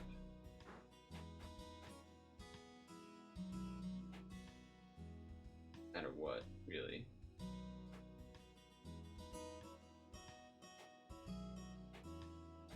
Yeah, I mean, it's gonna be no matter what. So,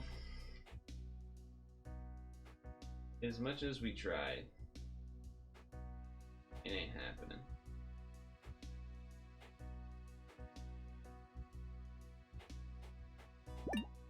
And again, just another example of it.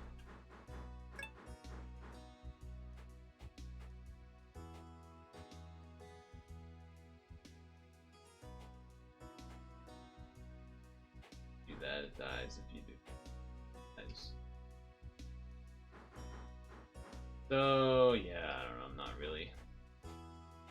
We're just gonna have to come back to it another time. But you know what? I beat 2 levels. You can do it. Nah. We'll have to come back for a final hopeful attempt, although it's gonna be really brutal only having 1 level to do when we come back, because it just means I can't, like, just be like, oh, I'm gonna look at something else for a bit and refresh my brain. It's gonna be that one. But the timing has been long enough that it's time for us to stop. And I did get 25 and 22. 22, I definitely could have perfected. 25, you'd really have to do a lot of planning, and I just don't feel like doing that, right? I just don't feel like doing it. I guess I don't even know if planning's the right word. It's just so maybe it's meticulous, a certain level of meticulousness that is not enjoyable.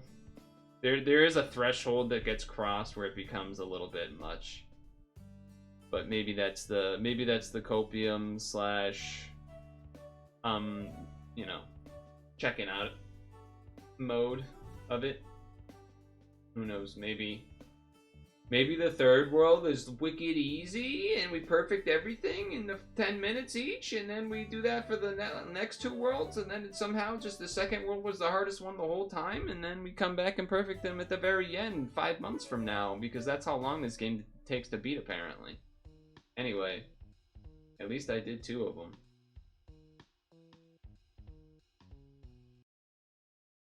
Alright, it's stretch break time anyway. That was the other reason to stop. Because we want to stretch break so we can get to the, what do you call it?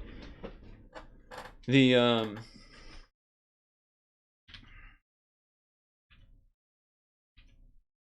you know the thing I'm trying to say. Emio. Because, it might be longer. We don't know. I don't know how long this, like, epilogue thing is supposed to take. So it's better to get on it early, I would say.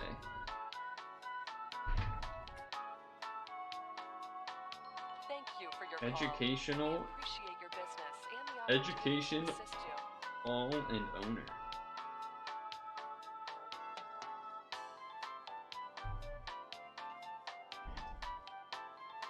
Ugh.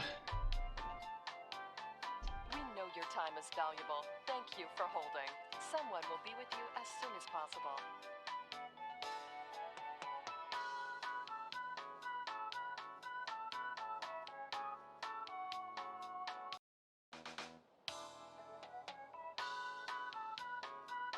We know your time is valuable. Thank you for holding. Someone will be with you as soon as possible.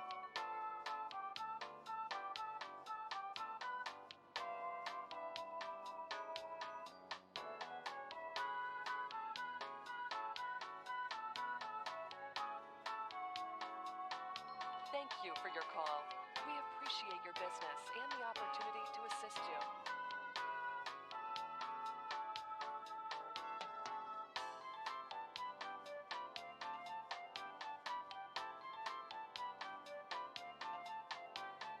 We know your time is valuable. Thank you for holding. Someone will be with you as soon as possible.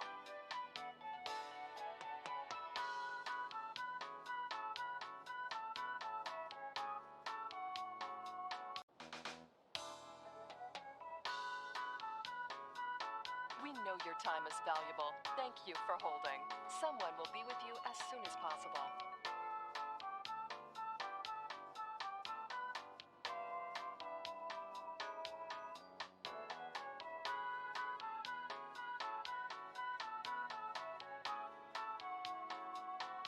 Thank you for your call. We appreciate your business and the opportunity to assist you.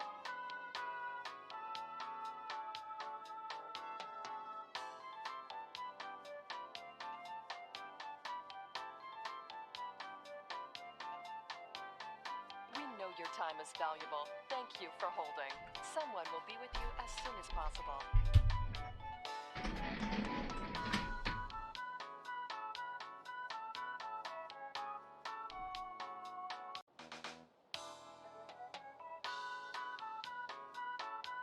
know your time is valuable. Thank you for holding. Someone will be with you as soon as possible. So, you guys ready for TikTok to get banned? You guys ready for TikTok to get banned? Thank you for your call. We appreciate your business and the opportunity to assist you.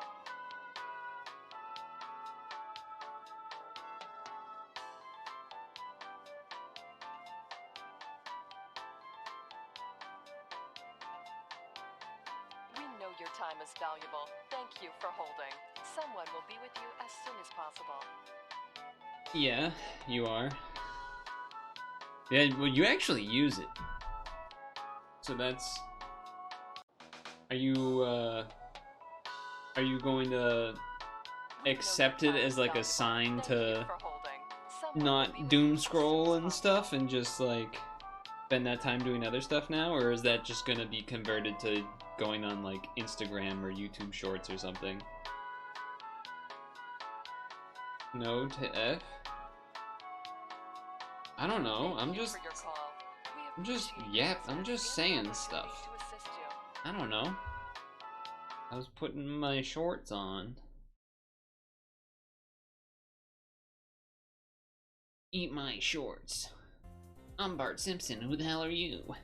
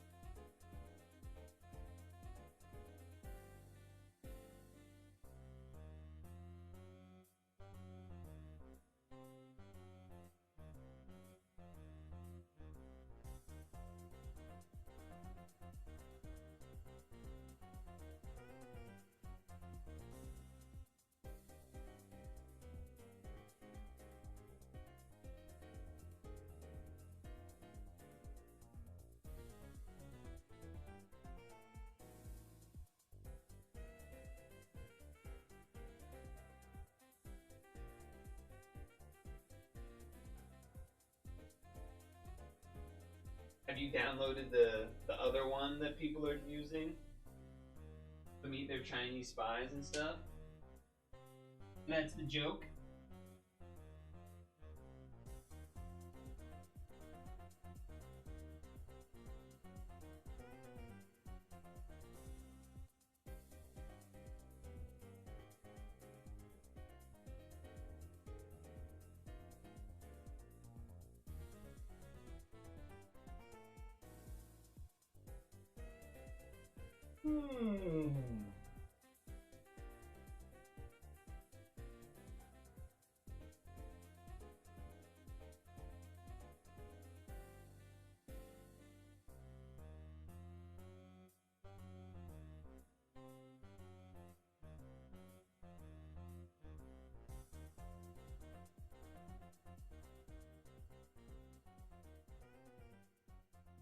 Is that actually how it's spelled?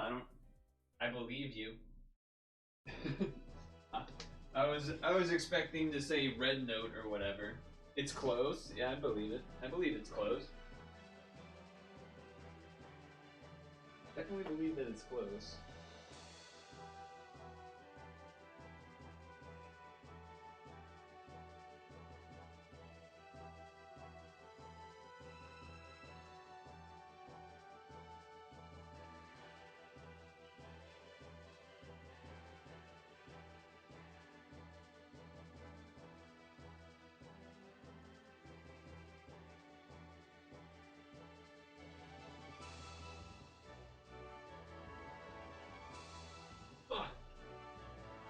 He's here! He made it! Anger has made it. Hello.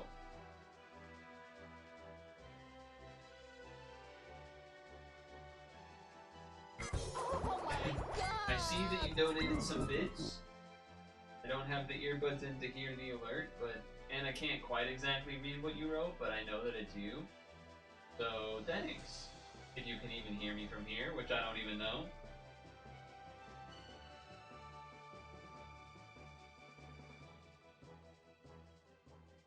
Surely this will be the final chapter, right?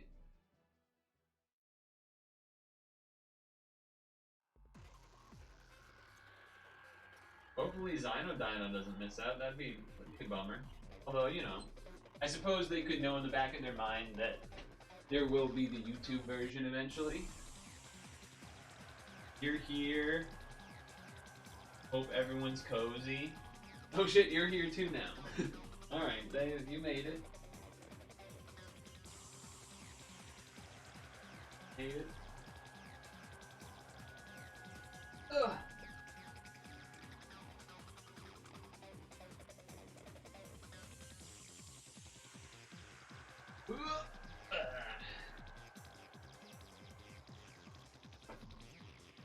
Cozy time.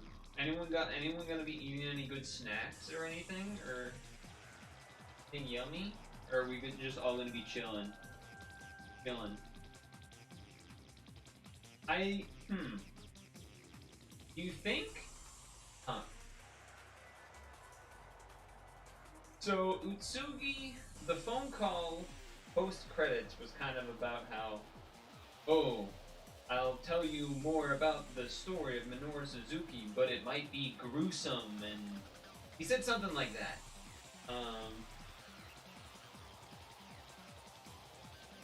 But I wonder, because in a sense, the pre-credits part of last time, where it was basically just our narrator, like our character slash Ayumi, giving all of the conclusionary exposition. All of that stuff. Like, they could have made, like, I imagine the Utsugi chapter isn't just Utsugi doing that about the whole details.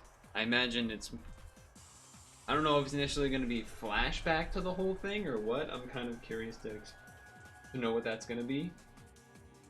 Some Kinder Chocolates. Nice. It's very good.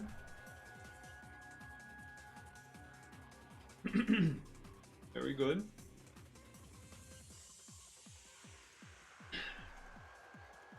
Gotta change.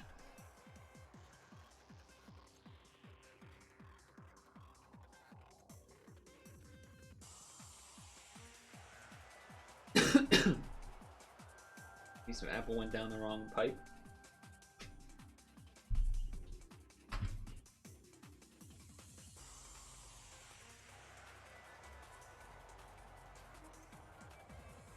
I do have some things to say when we start, as I thought about, because I edited the video yesterday. I edited the last chapter yesterday to upload today, so kind of saw everything again for a little bit of refresh.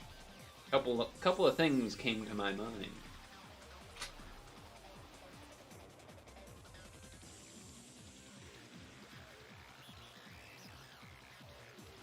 Bit of a theory.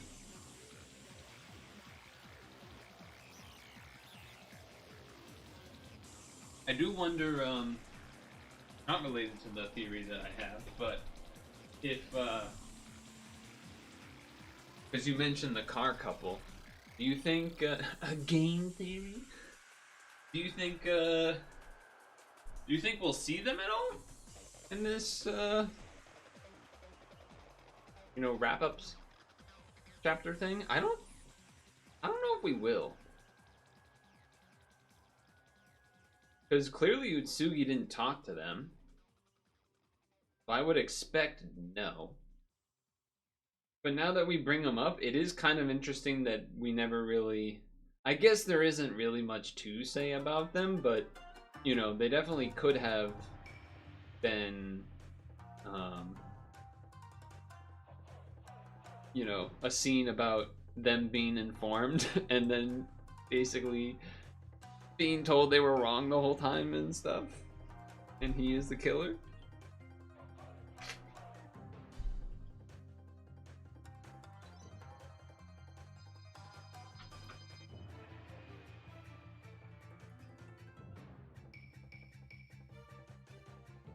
Now let's get the Switch screen. Donkey Kong Country Returns HD!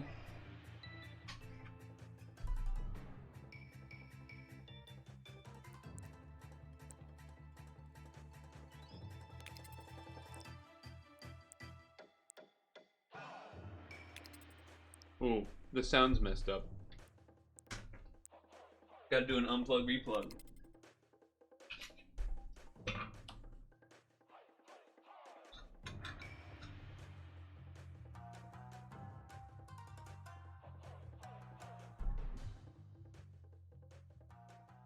Pictures and everything.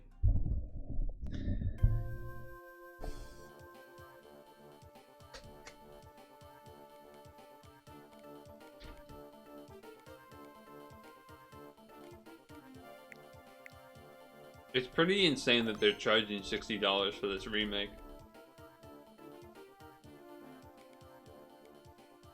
What the hell just happened?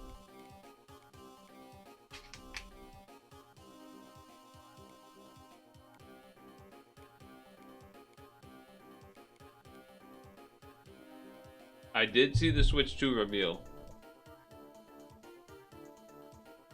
I can talk about it now since I'm eating. I'll probably mention it again during SAP for the non-stream watching people.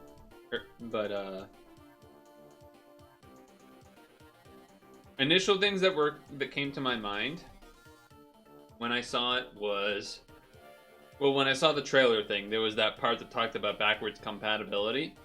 And my initial thought was that is interesting that it's only partially backwards compatible. And I was trying, and so I spent some time thinking about that.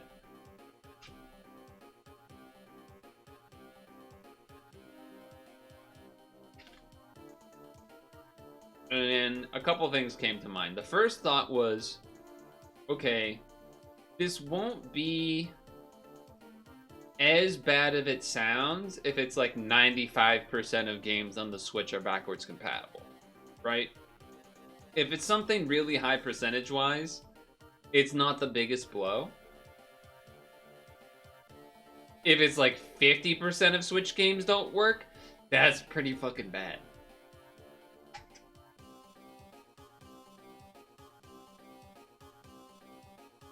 So, I continued thinking about it, and my guess, similar to what you just said, is that I think it is going to be that 95% plus compatible, and it's probably going to be because of some like weird hardware change, maybe for some specifically gimmicky games using an element of the Joy-Con or the IR or something like that.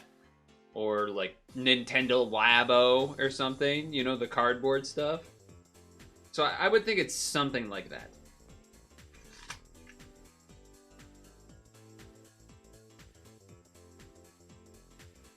But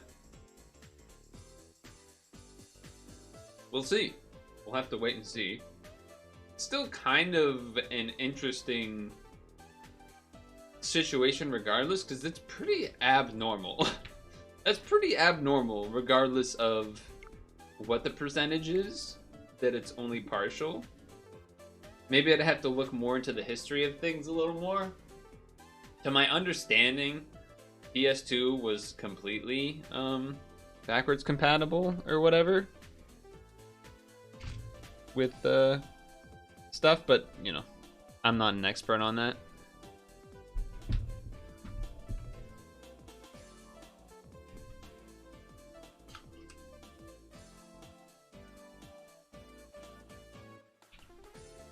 And then there was the Mario Kart 9 stuff.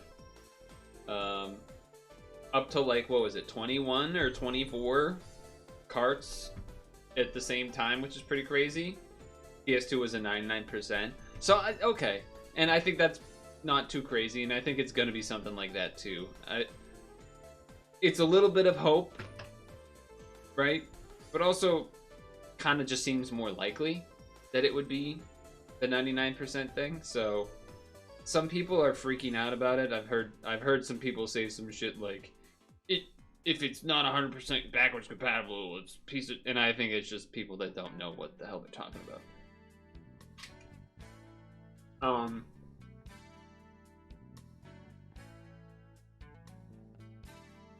So the other thing about the Mario Kart 9, let's say, everyone's calling, is that a lot of people noted, there's already some theories popping up about like a gas system or whatever, like needing to refill your cart because of that scene at the end where it's a really straight part. Everyone's going really straight, and there's the Yoshi fast food place or whatever. I don't know about that, but what I did notice is that the character designs, the one that people noticed very easily was Donkey Kong. The Donkey Kong design was different from like what we normally think of Donkey Kong as currently, like Donkey Kong Country Returns HD, Retro's Donkey. It's more of a retro Donkey Kong, like more old school Donkey Kong, as well as kind of like movie Donkey Kong, I guess, in a way as well. I heard people saying it's like movie Donkey Kong, but I'm like, well, movie Donkey Kong's more like original Donkey Kong anyway. But the thing that not a lot of people notice is that the whole cast really is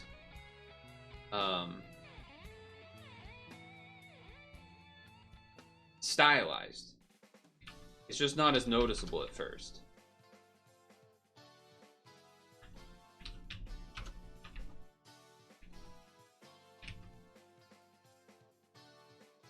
I'm bringing up a couple of links since I'm still finishing the apple anyway. Alright, here we go.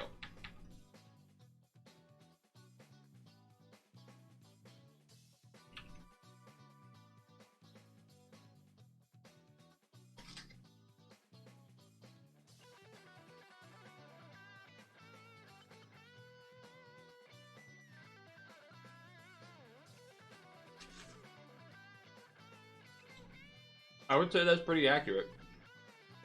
As far as things are definitely a little more compact, a little more squished on small carts and stuff. I mean, obviously Bowser's still big and whatnot, but also like Mario's face is a little more pudgy.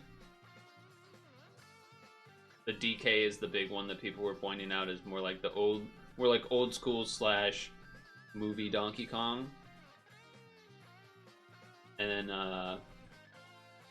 I saw this, which was kind of an interesting point too.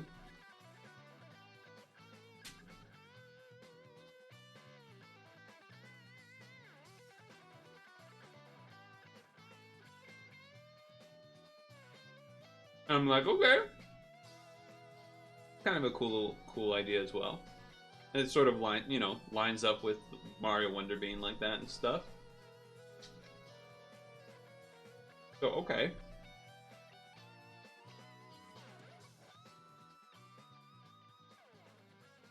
Category change for Emio.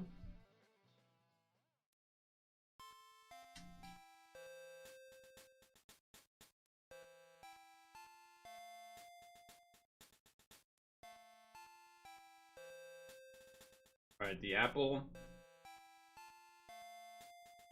is complete. I don't think I had too much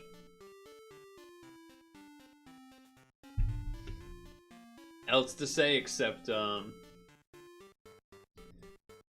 the one other thing people were throwing out that the what was it called?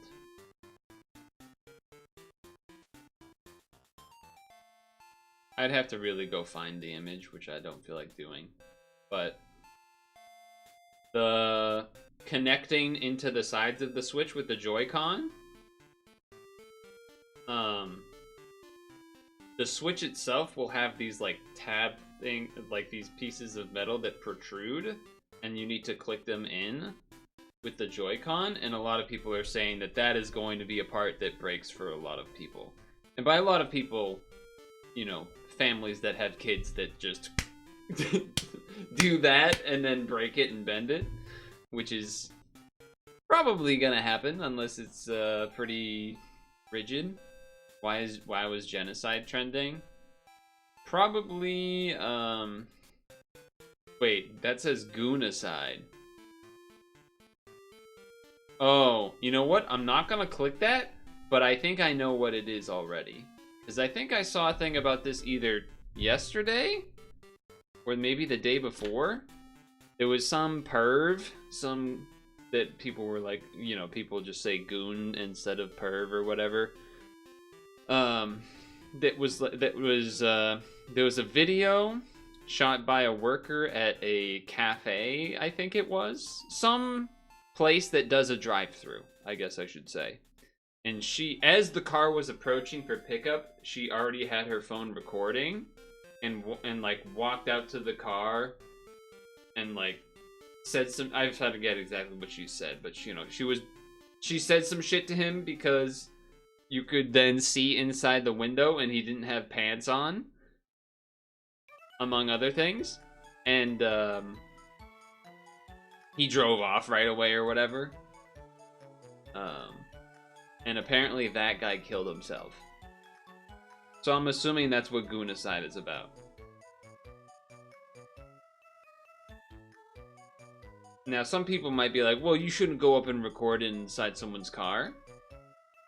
And my understanding is that the background to this is that, well, even without really knowing the background, the fact that the worker knew to have their phone recording before the car pulled up, then walked out to the car and knew it, that was happening, kind of tells you that he's probably been doing that. If they know who it is that, like, as it approaches, probably means they know he's been doing that. But the other thing is that apparently they definitely did know and maybe had been discussing it with other restaurants or food places or whatever that had fast foods, because I guess he was doing it to multiple places or something. So, yeah. I'm pretty sure that's what it's about. I'm pretty sure that's what it's about. Yeah. Excuse me. Squeeze me. Don't squeeze me. I'll squeeze me.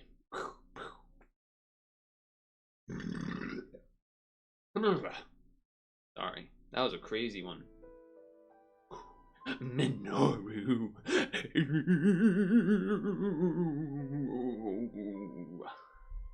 Minoru. Nasty AF streamer. People leave. You're leaving to go see if you can smell it. That's what you're leaving. You're leaving to open the window, see if you can smell it. You freak.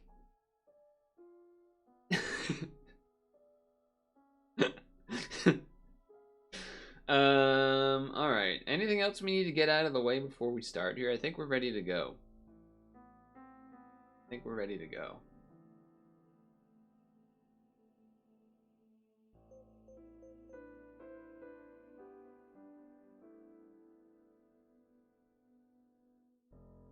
Pause this, make sure no noise is gonna be popping up.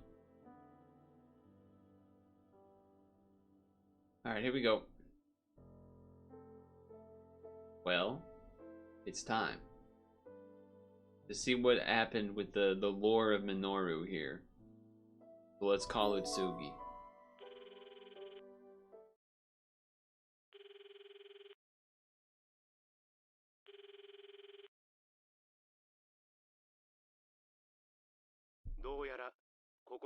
Have you decided that you're ready? So if you recall from last time, he said that this was going to be, there was some gruesome details and things. So I guess that's what this is about.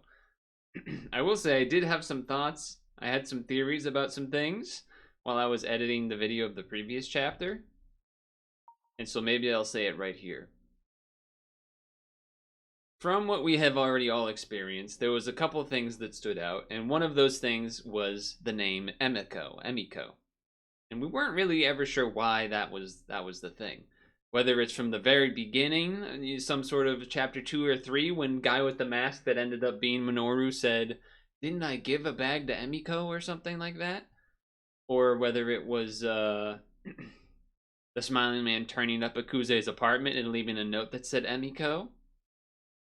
So here's my idea. We know from the mechanics shop couple, the car mechanics couple shop thing, that Minoru Suzuki wanted his like goal in life was to take his sister on a ride in a car.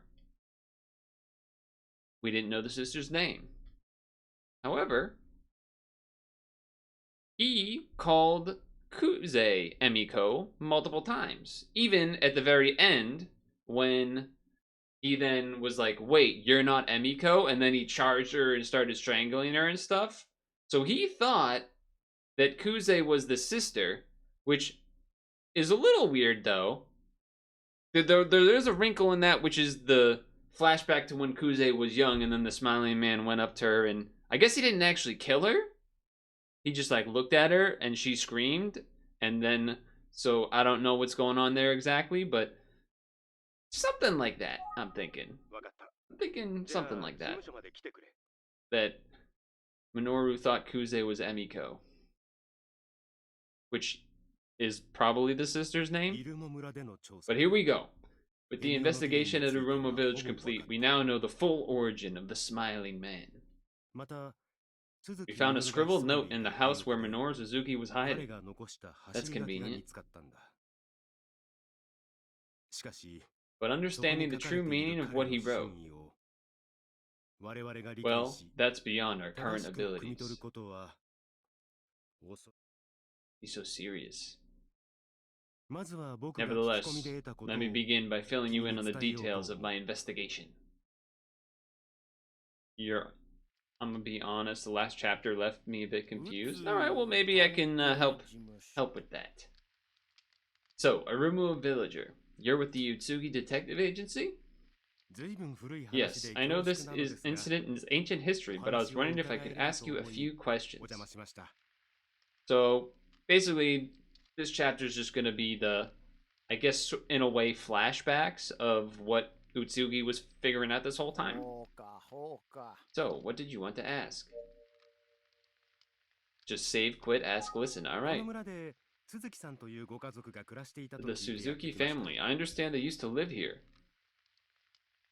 Ah, yes, the Suzukis. So unfortunate. I remember, they used to live in peace and harmony together, an ordinary family. And then what happened? But then, the house got on fire? No, the wife and mother left home. The husband stopped work and started drinking. Uh-oh. He became aggressive. Maybe it's shameful of us, but we distance ourselves from the family. I don't know why the mother left. It's not my place to say anything about it. But I will say, the poor Suzuki children were the ones who suffered the most. Children? Children? Did Minoru Suzuki have any siblings? A sister named Emiko. Ready? Ah! Ah! Yes! 7 years apart. Did you say Emiko? Oh yes, Emiko. She was such a pretty girl. I think Minoru cherished and protected his sister in part because she was so much younger. You know, I do realize it probably comes across like I looked that up. Not really a way around that though, huh?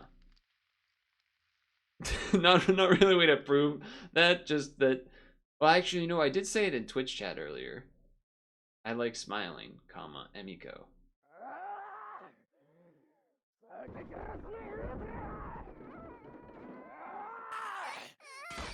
Oh, the abusive dad. Oh, that's Minoru.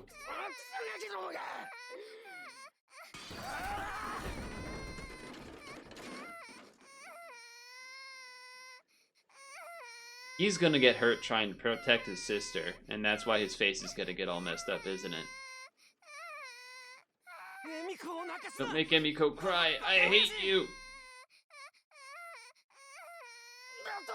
What did you just say, you son of a bitch? Say it to my face. Ouch.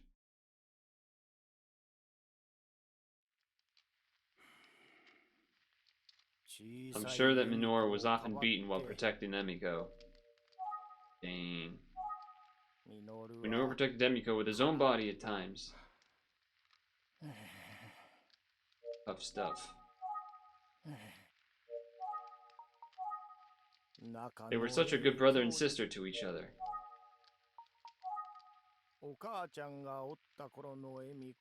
When her mother was around, Emiko used to be so bright and cheerful.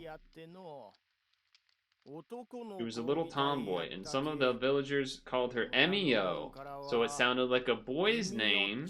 That's why it's Emio the Smiling Man, and not Emiko. Or some, you know, that's sort of how it happened. But well, after her mom left, she cried all the time, and she always looked frightened. I thought he said that the sister went with the mom, no? We did the best we could, but it was such a spunky little girl, just bursting with energy. Of course, she was always attached to Minoru at the hip. Sometimes she'd hide when she saw us. She must have thought that her brother was the only person she could trust in the world. They were such a good brother and sister to each other. He was an awkward boy of few words, but he was honest and kind. You could see how he always acted cheerfully for Emiko's sake. She depended on him. He was a smiling man. I'm sure it was terribly hard for him. There are things between husband and wife that are personal, and sometimes irreconcilable. I said that wrong. But it's always the children who suffer when the relationship dissolves. You couldn't do anything for Minoru and Emiko. That's a regret I carry with me to this day. You know, I do remember. There was one day when I heard Emiko laughing wildly. She looked so happy. I wondered what was going on. Well, Minoru was fooling around with some kind of funny paper bag on his head. A paper bag? Yes. Oh, it had been so long since I'd seen Emiko smile, let alone laugh. Do you remember what kind of paper bag it was?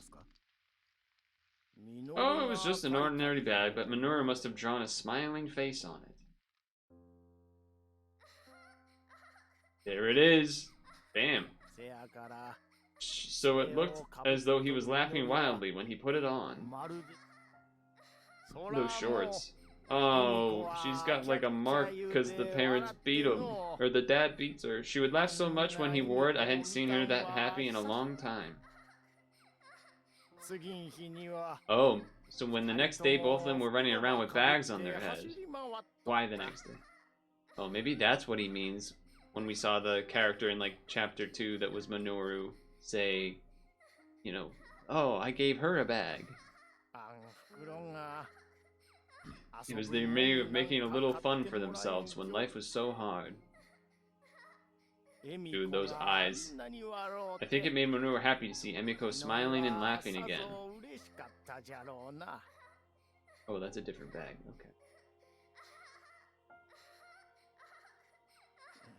Okay. But then the unthinkable happened. Yeah, okay. So the purple marks are supposed to be like bruises from being punched by the dad. Then the unthinkable happened. What happened to the Suzuki family after that? I'm sorry. Can you ask someone else about that? I mean, come on, bro. It's just too painful to remember. Can you try? Alright. Thank you for sharing what you have.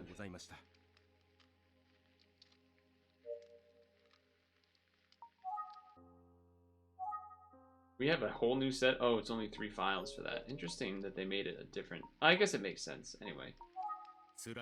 Sorry to hear I've stirred up these troubling memories. I hope you feel better. You sound like you genuinely care. That's kind of you. Thank you.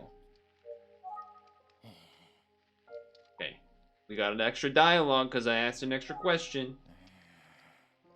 Those kids, the brother and sister. Hmm?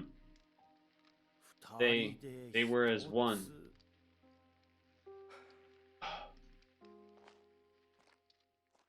So obviously the whole thing of Minoru not wanting people to cry, so then that's why he killed girls that were crying or whatever or something. Emiko passed away. You're saying she drowned in the pond? Okay. First of all, that is not what I expected to be said. That was a crazy transition, and I wouldn't say it ruins my theory, but it definitely makes it confusing. Because why would Minoru think she's alive? Maybe he's just messed up in the head and thought she lived somehow. Emiko died drowning in a pond. I could hear Minoru screaming from down near the pond.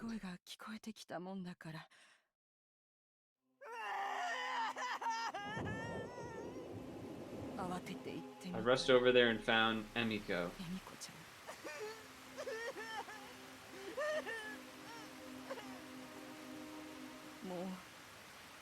I was speechless. Why does the bag say USA on it? You see that? Below the bunny? It says USA.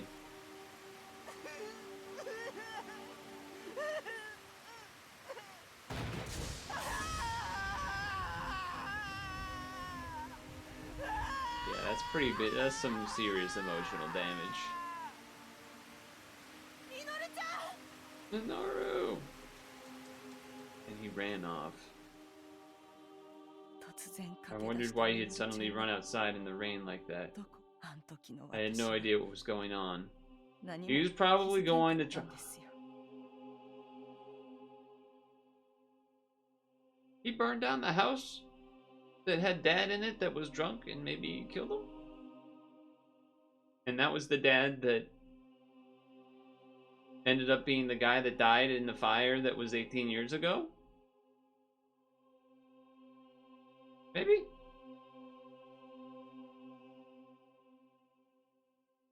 A little vague, of course, on the Emiko drowning part. That's pretty freaking vague as to how that happened, but I guess those things just happen.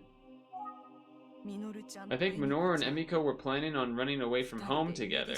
That's why she had the backpack, maybe, to run away from home. Okay. But when their father found out, he took all of their things and dumped them in the pond. Oh, no, she's explaining it. I suppose what happened was that Emiko went to try and retrieve their things and she drowned. No, dude. No. And so Minoru lit the house on fire. Because he's drunk. Or did he just kill him? He went to his father.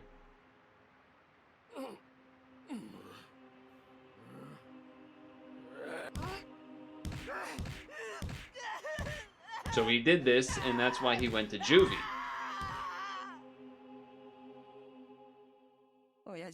His father's face was... Still, I don't know if you can blame Minoru. I can't imagine what it was like for Minoru to lose a sister and then, with his own hands, his father.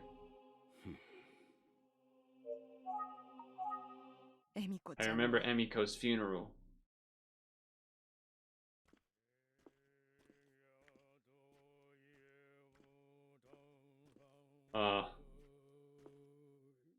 Whenever the casket's smaller, you know, it's extra sad, right?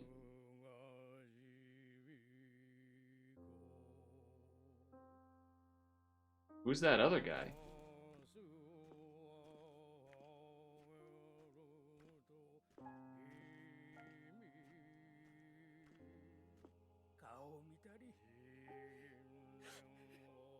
The backpack's in there too.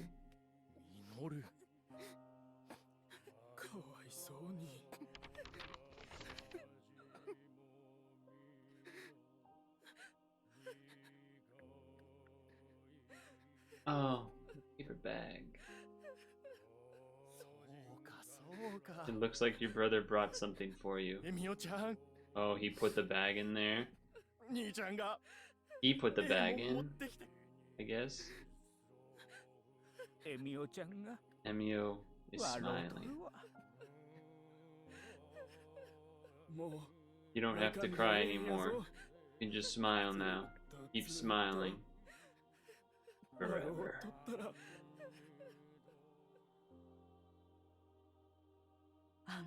Something like that happens, people talk across generations. But then again, in time, all things fade. Even those painful memories just sort of drift away. You forget.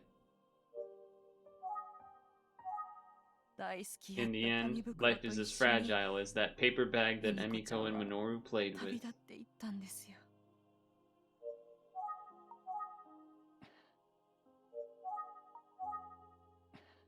Okay, observations time. When I think back, why didn't I stop Minoru when he started running? How could I not have realized what was going on? I still think about it.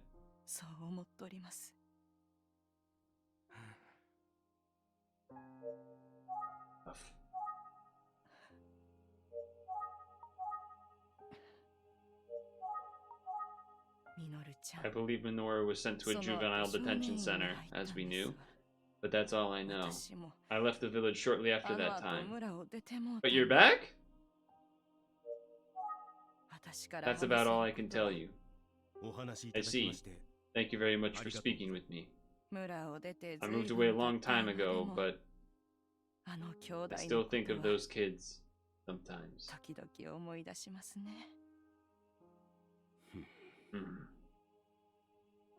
I hope Minoru is doing well. Well, that's some bad news on that front. If only I had known what was going on in his head, maybe it could have been different. I could have...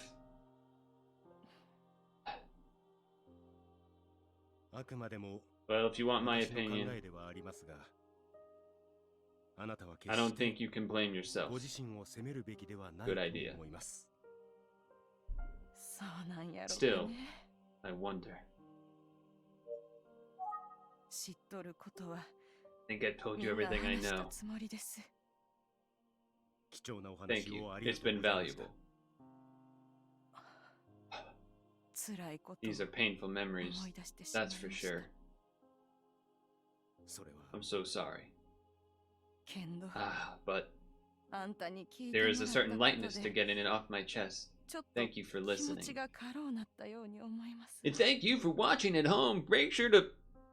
Sorry. I had to. It was so obvious to make it... Anyway. The events that took place there seem to be what inspired the urban legend of Emio, the Smiling Man. As the people in the village spoke of the tragedy of the Suzuki siblings, the story took a life of its own, and as word spread, the story morphed into a terrifying legend. In a cruel twist of fate, Minoru Suzuki's actions cemented the legend as a reality. Of course, the downfall of the Suzuki family cast a shadow over the entire neighborhood.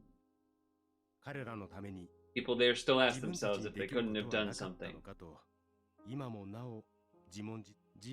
Some still live with regrets and the notion that they could have somehow prevented all that came to pass. All that came to pass. I don't think they should blame themselves, but it is human nature to do so. I know they carry the weight of their decisions. Always.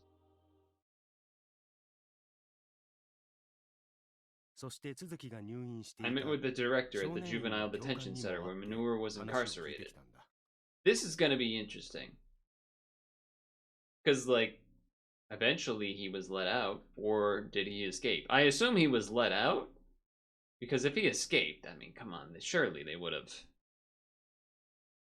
got him, right? Oh, he's got quite an old man hunch. He's making me posture check. Oh yes, I remember Minoru Suzuki.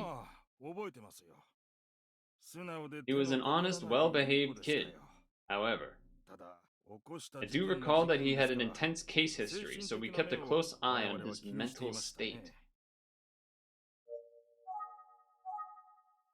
He hardly ever spoke during his time here, so it was hard to pin down how he was doing.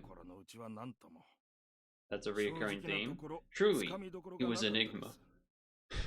Insert Patrick Star .webm. My mind is an enigma. The machinations of my mind are an enigma. Knocking over a piece of milk, or a carton of milk. All in all, Minoru was a strange boy. He spent a lot of time alone, just thinking, presumably.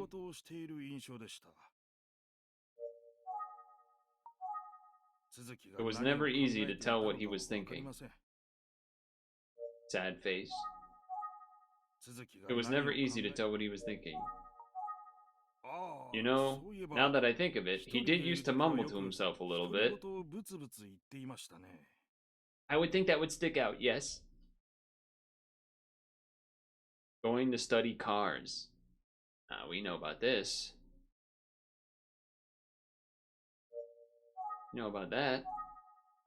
One thing that piqued his interest was cars, so I encouraged him to pursue automotive repair. Becoming a certified mechanic could be a great advantage to someone leaving our institution. It turned out that he had the ability to focus quite well on his studies and work hard. See, it's about rehabilitation, chat. Ultimately, he passed the certification exam on his first try with flying colors. Nice. That's impressive. I agree, and a bit surprising, I'll admit. I was happy for him, and glad to see that his mind was hard at work behind the silence. He must have been thrilled. After all, he barely spoke, but he did talk to me that day. However, the things he was saying were a little weird. Oh? Go on? He said, flashback? No. Someday I'll get myself a car and take my sister Emiko on a ride. Take my sister wherever she wants to go. So I was kind of right. But his sister's dead. So, what's that all about? That was pretty much it. His sister, huh? And Utsugi at this point knows his sister is dead, so that's strange. You agree, it's weird, don't you? At least based on your reaction? Chat. Things like Skibbity in Ohio and Riz. He was just mumbling to himself over and over. I didn't understand it. I do understand that that's weird. As far as I know, Minoru had only had one sister. That's right. I've looked through all the official documents. Minoru's only sister was Emiku, and she died before he arrived.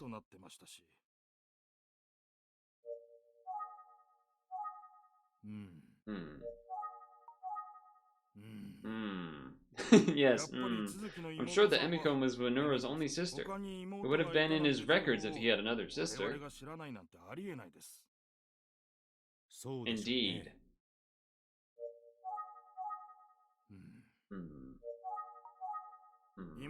I'll take my little sister wherever she wants to go. This is also what he told the mechanic people. Seeing him so happy, I suddenly realized maybe in this kid's head, his sister wasn't dead. The whole incident never happened. Oh. Or that. After his release from juvenile detention, Minoru returned to Urumo village. Villagers welcomed him back, and he spent a few years pitching in with farm work. They said he was helpful and didn't cause any problems, but that he had changed. At least that was most folks' impression. The behavior he exhibited in detention, rarely speaking, mumbling to himself, continued. Those in the village didn't know anything about Ohio, or Skibbity, or even Riz. They knew about his history, though, and that he was sensitive to his feelings and protective of him. They were sensitive to his feelings and protective of him. But not everyone felt that way. Perhaps picking up on a growing sense of unease, Minoru left the village. For a while, he drifted, working odd jobs, until he found his way to the Kamematsu area of Kafuku City, and became a mechanic. So Utsugi knew about these? But he didn't interview them? Or maybe he interviewed them, and how the Todorokis told us, they didn't tell those dirty cops nothing. And had the good fortune of stumbling upon Todoroki Motors. Speaking of, do you know what drew Minoru to Todoroki Motors? He was seeking a place to work on cars. I see, we had the same thought. But actually, I found a car shop that's called Car. The owners are nice. I'm going to work there. What, is that going to show up on my Fukuyama report that I didn't guess a completely random thing that didn't make sense? And he's going to call me a perv? If I have a car, I can go pick up Emiko. I gather he was fond of the kanji character for Todoroki, which spells out car. You know, here's another thought that just came to mind. If you recall in the last chapter, when Kuze was telling the story of when she met the smiling man when she was a little girl, she was on the side of the road crying or whatever, and then a car pulled up. And in that car was the smiling man who he said he would take his sister on a ride. So he definitely has some mental... And now that the director was saying that, how does it make sense because the sister's dead type thing, so there's definitely something going on in his brain that he either thinks the incident didn't happen or that she's still alive. And so then in his mind, even though the smiling man was like 20 something or whatever, that Kuze, being kind of a similar age to his sister when she died / disappeared from his life, would be the age that Emiko was when she died. So then he called her Emiko because he was like, this is a little girl that's a similar age. This must be, I don't know, you see what I'm getting at, right? For a car enthusiast, it must have been the perfect job. You see what I'm saying? Speaking of his job, we found a set of work clothes from Todoroki Motors in an abandoned building. They've been laundered and folded neatly away in a hiding spot. I think it shows how important Todoroki Motors was for Minoru. In a note we found, Minoru wrote that he was planning on going to pick up his sister, Emiko. He also spoke of driving his sister around while he was in detention, but he doesn't have another sister. I think Minoru's mind became fixated on the day that he lost her. I concur. And he could never move past that event. He acted as if she were alive and in need of protection. As an unfortunate result, he caused a great deal of misery and suffering. I am sympathetic to his story. Yeah. But regardless of the circumstances, the crimes he committed are unforgivable. I have no desire to defend him. I assure you of that. Yeah, that's fair. That's fair. I'm about to describe to you is based on the notes Minoru left behind in Makoto's testimony. Oh shit, yeah, Makoto probably can drop some serious dirt. Although his mind's probably pretty messed up too, to be fair. Remember the... what's happening in my brain? I have filled in some of the details with information from a few trusted sources. Unfortunately, I believe the story is factual and not an exaggeration. Alright. Stuff's about to get real messed up, I'm guessing. They're really building it up. We could never truly know what was going through his mind. Even if we could get a glimpse, there's just no way. Still, the story of his life. I felt it was important to share with you. I agree.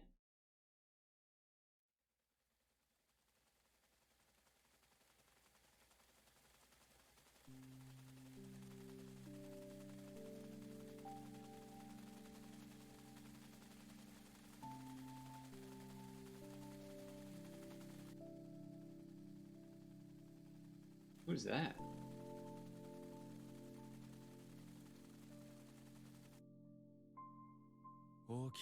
I met Emiko. All grown up. Oh, he's... Oh, boy. I see what's happening here. Wait, do I? This is the girl that was killed on the beach, for sure, but... Are you thinking about your sister again? I understand. You didn't do anything wrong. What happened? It's not your fault, you know. I know you think you could have done something, and that something somehow makes it your fault, but even if you managed to get away, you wouldn't have been able to stay together long. It's just not realistic for kids to live on their own. You would have ended up in foster care, and then back to your father. I mean, life is scary, right?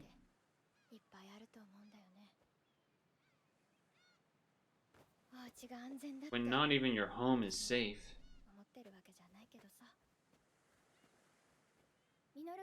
But I know your sister was happy to have a big brother like you.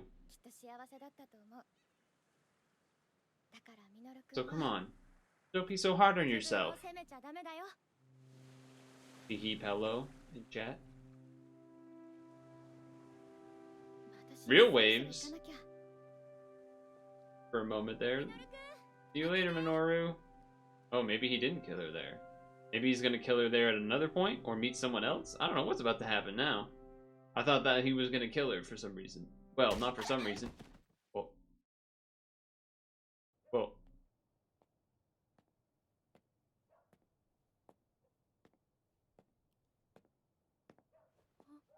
Oh, it's you. Welcome home, Minoru. It's the apartment! I'm so glad to see your face. Heh, that's why I came here.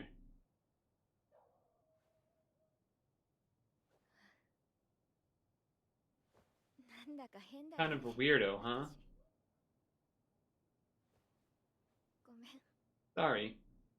She's been hit. Oh, that's gonna make him freak out. He's gonna kill whoever's in there that hit her. It's nothing, I just fell. You know how clumsy I am sometimes. You ain't hiding it, lady.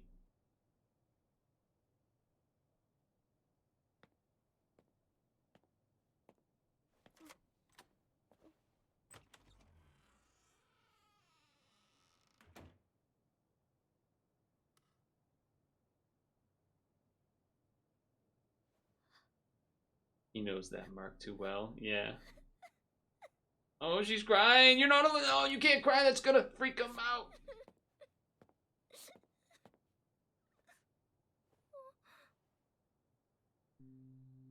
Oh boy. He did that to try to make her not cry. This time. Yeah. Good intentions?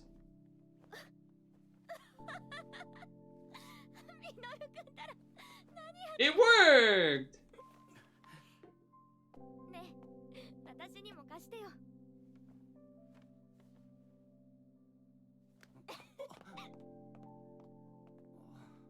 Her turn?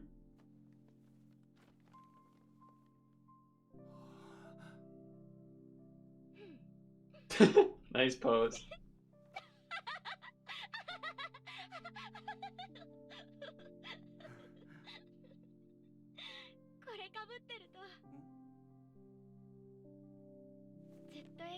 A I'll always have a smile, won't I?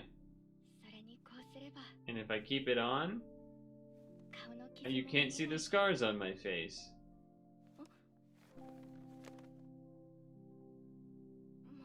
Oh, come on, don't make that face. Minoru, you put this on right now and give me a big smile. When I say put it on, put it on. I mean it, hee hee hee. Who's that drunk guy?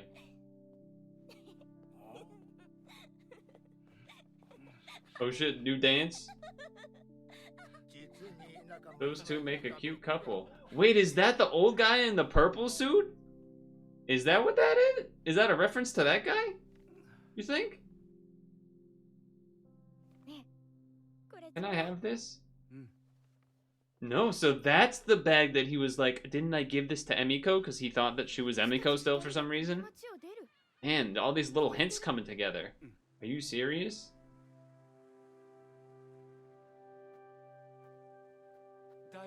Hey, it's okay. I won't fail. Never again. What's that mean?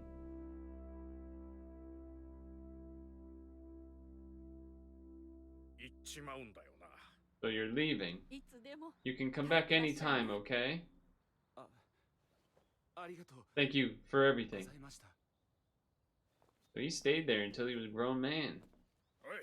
Yo, Minoru. Gave her the car keys. Just a little farewell gift. Right, he said he gave him a car. He'll take you anywhere you want to go.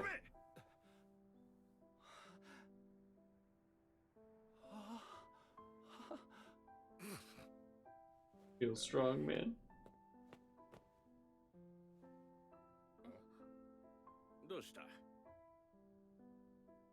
Give him a hug or something. Almost forgot this old tool. Go on, take it.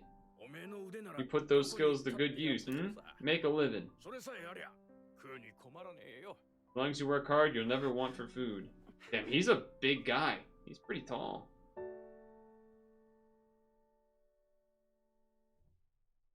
Weapon. That girl wasn't Emiko. Uh-huh. Now we can see what's happening. Every time he eventually realizes it's not her and then kills them, maybe? Or something? I don't have it. The bag, she didn't have it? You forgot it. Okay.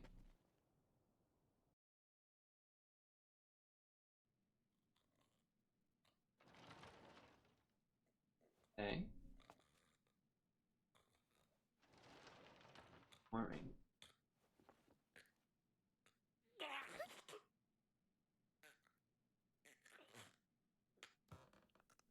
Minoru's killing him?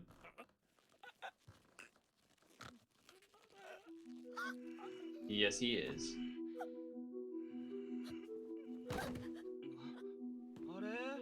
Ah, you're back.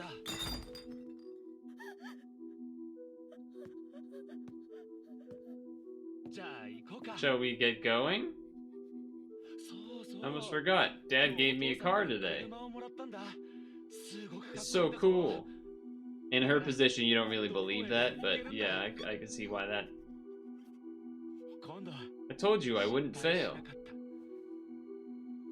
I should have done it like this back then.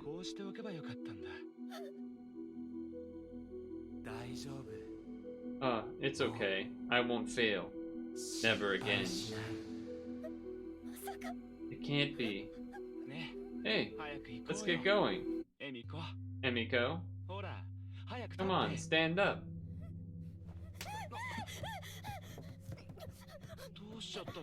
What's wrong? Come on, Emiko, calm down. I took care of him. There's no need to be scared anymore.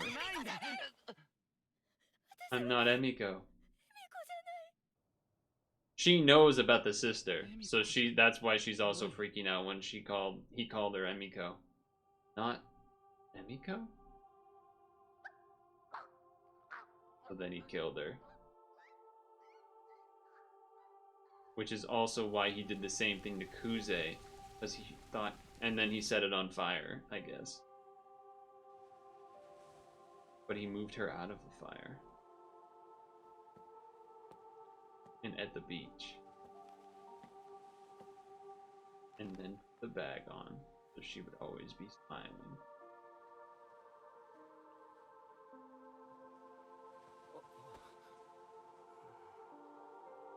This dude's mind is messed up. He's hugging her and stuff. I tried to give myself a funny face, but I failed.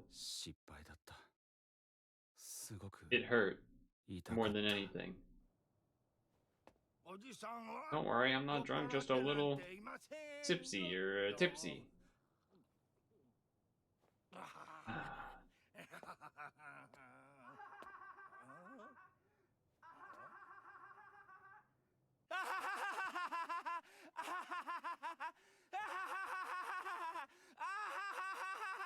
He's trying to make himself smile and not be sad. Yeah, this is all sorts of messed up. It's not funny. It's not funny. It's not funny. It's not funny. It's not funny.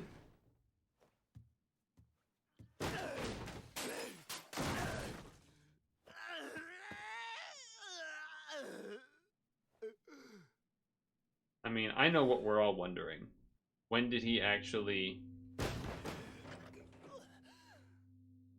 This is the moment where he does the face. He's gonna use the snippers to cut his face. And that's why there was so much blood in the apartment.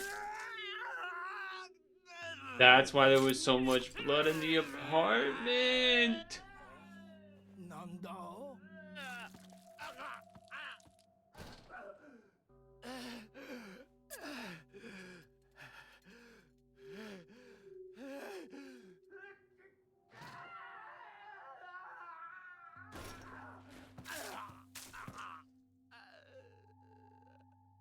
Dude, how did he heal this without going to like a hospital?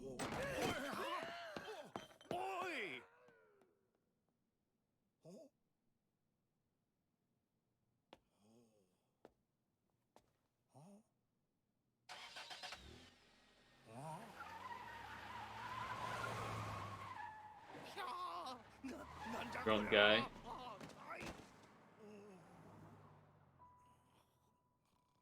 That guy fell asleep? Minoru found his way up onto the mountain.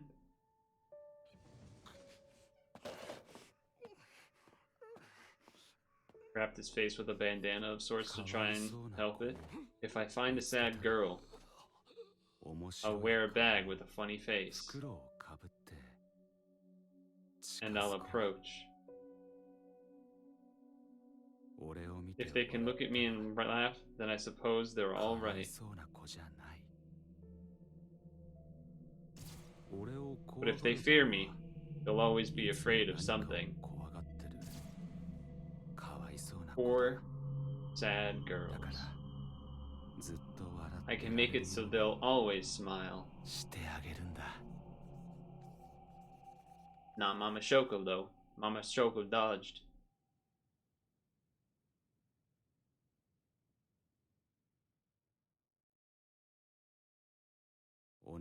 One time, I helped a girl with stomach pain laugh. She got better quickly.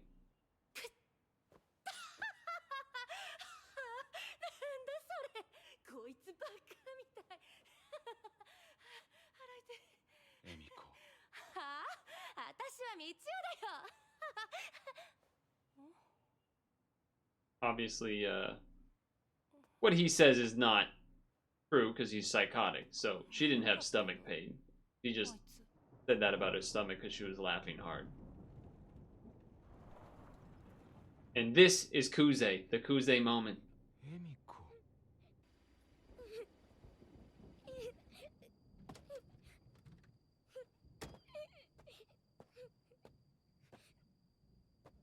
And when she took the bag,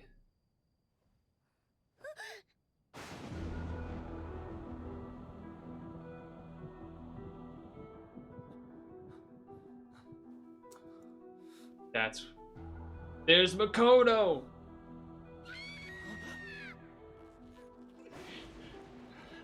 Oh, he did start strangling her.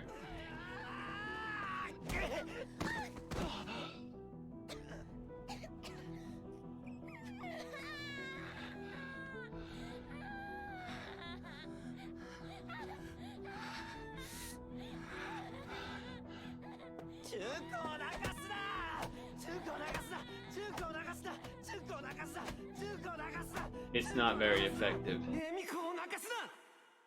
He saw himself in him.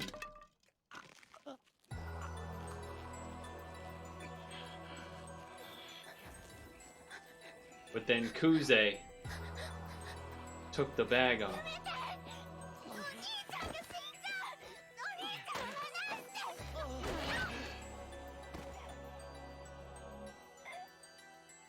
And she saw his face.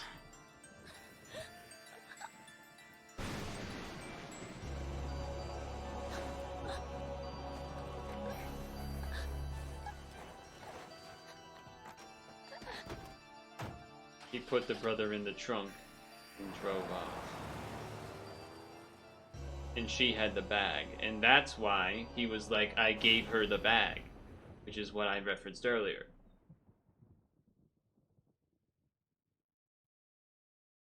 I found my childhood self in Makoto. So I brought him home with me.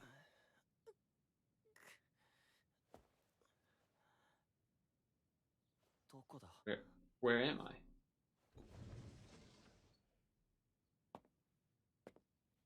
I wonder if he ever showed Makoto his face.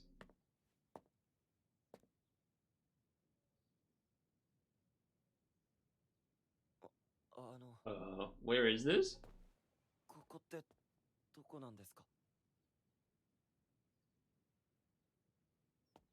And who am I? Convenient amnesia?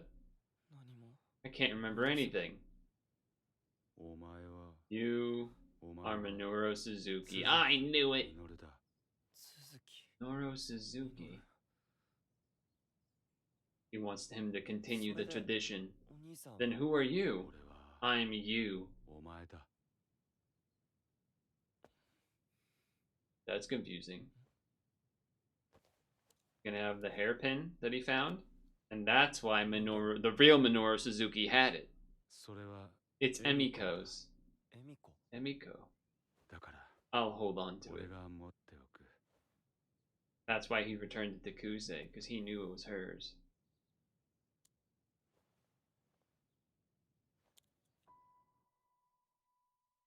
So it was the same pen after all.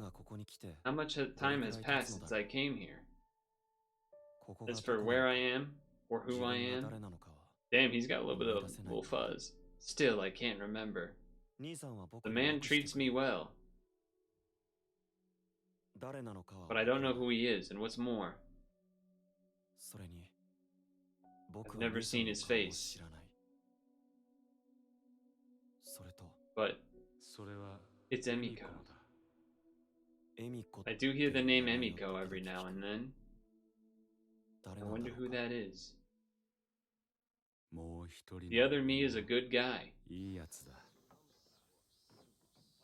Once I was old enough, man sent me to the city to work and earn money. I always wear a mask in town. I'm not allowed to talk to anyone. He saw Kuze that one time.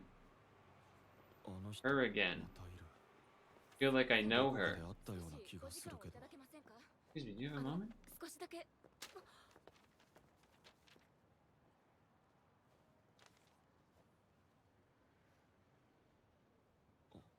Oh, that's right. There was that one time. Me, Junko, don't you recognize me? Big brother. Damn, that's so messed up. I saw that woman again. The last time I saw her, she called me Big Brother. And her name was, what was it? No, it's Emiko.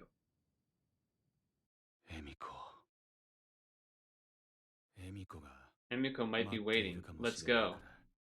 Been a long time since we've driven anywhere. Where are we going? We're looking for Emiko.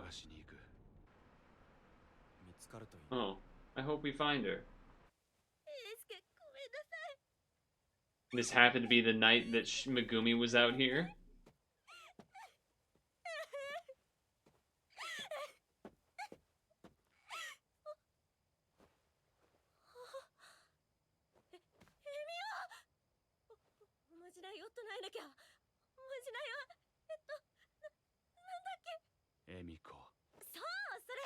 That's right, it's Emiko.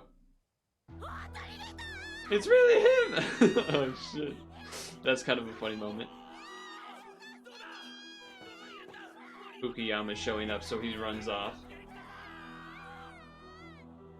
Fukuyama was the hero.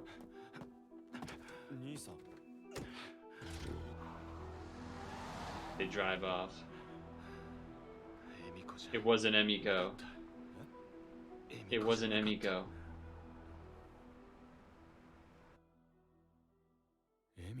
Let's give Emiko a present.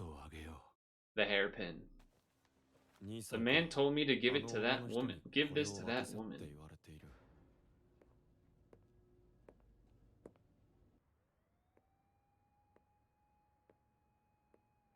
But he's not wearing a bag. Kuze. Junko. Big brother, it's me, Junko. That's right, the woman's name is Junko. So he was starting to put some things together. It wasn't actually just all at one moment. He said she'd like it if I wore this. Oh, so he did make her put it on. But she's not going to see me. She's not the real Emiko anyway. I'm not sure what he wants. Come on.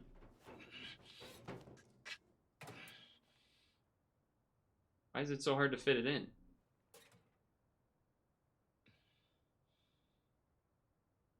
Oh, because he didn't actually put it through. He just kind of left it there. That's right. Dice fault. Dice member found it kind of put in.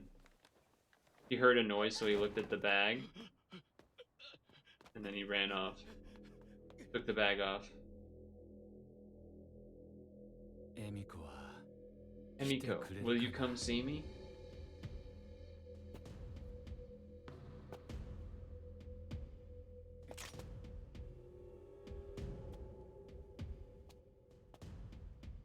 So, okay, Makoto was starting to put it together a little bit, at least in terms of, like, that name, etc., etc.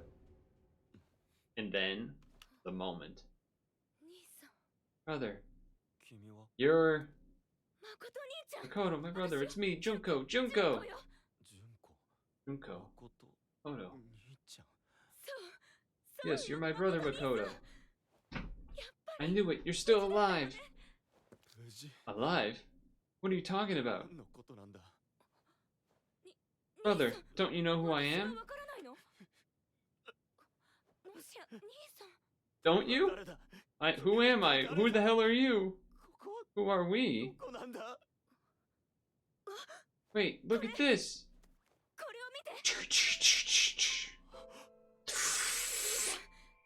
Remember? I should have thanked you. I'm so sorry.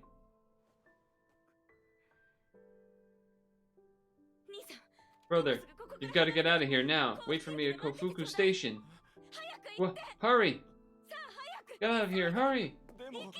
What? Go, now!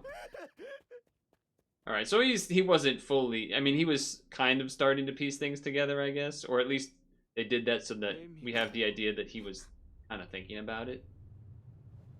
You finally came. She gets scared.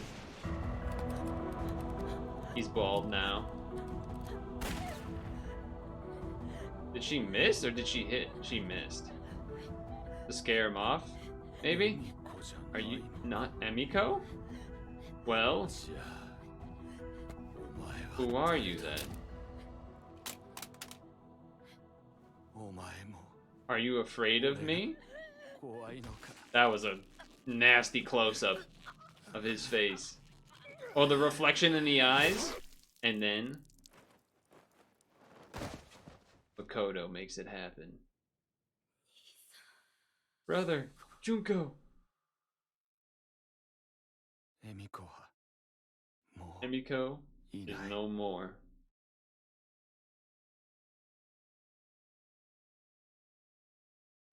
So you see, in a very real way, he was also a victim. But taking other innocent lives is a sin. I mean, it doesn't need to be God-related, but it's just also bad, and it can never be forgiven. I spoke with so many people who carry regrets who said, if only I had done something. I can't help but wonder if the legend of the Smiling Man could have been prevented after all.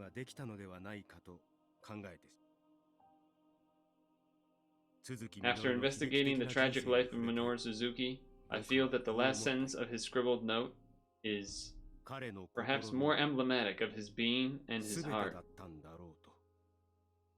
Well, he didn't know it was his last writing, but he wanted to see Emiko. What do you think?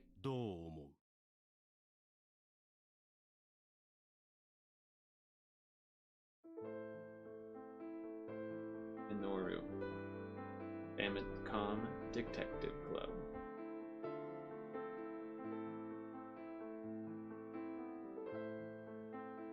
So, I don't know if this is going to be the same full credits as we saw in the last chapter that was the final chapter of the Smiling Man or not. Ooh, okay, some pictures. Although that was a picture we've already seen. Which I did want to point out the basketball, or the very short shorts, like old school shorter shorts, but... an interesting type of epilogue. Particularly for a game like this, where you are... I mean, basically, we were just hitting A even more than usual. There wasn't really... We didn't have to do any looking. We couldn't do any looking. It was just ask questions and such. Which is fine. It was interesting that that was a decision to be made in the first place, though, as opposed to just kind of playing through all of it. I guess the nice aspect is kind of what happened at times, which is that I could pause, you know, by not pressing A. I could pause and we could, or B or whatever button, that I could speculate and kind of connect the dots of things that were taking place.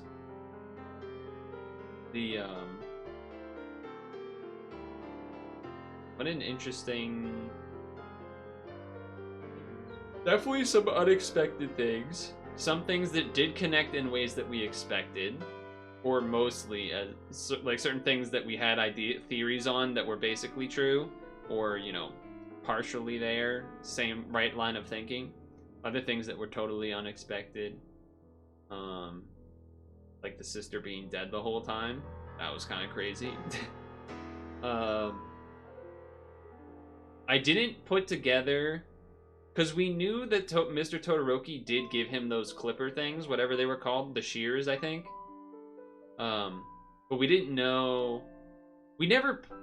I think because the final chapter had so much happening at once, I didn't even pause to think about that being possible from the shears. And I think we had mentioned, we thought like, oh, maybe it was from the fire or something. But part of that is because the lighting of it made it almost look like his whole face was kind of messed up and not just the mouth. Because his nose was also messed up.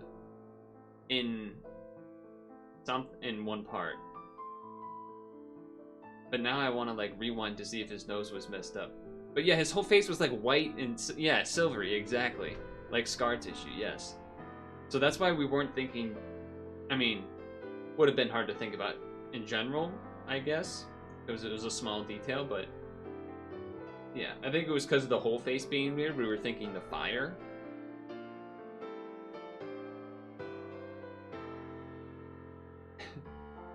An interesting picture to have be one of the last ones, his creepy face, when he meets Mr. Todoroki.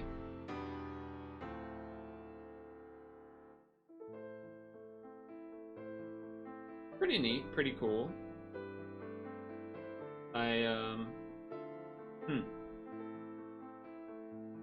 Very interesting. Obviously, you know, the whole the whole Makoto losing his memory conveniently after being somewhat strangled from Minoru, and then the whole kind of like brainwashy thing. You know, you kind of have to just accept that for what it is. It is what it is. You know, that is the fiction element of the game. One of them, at least.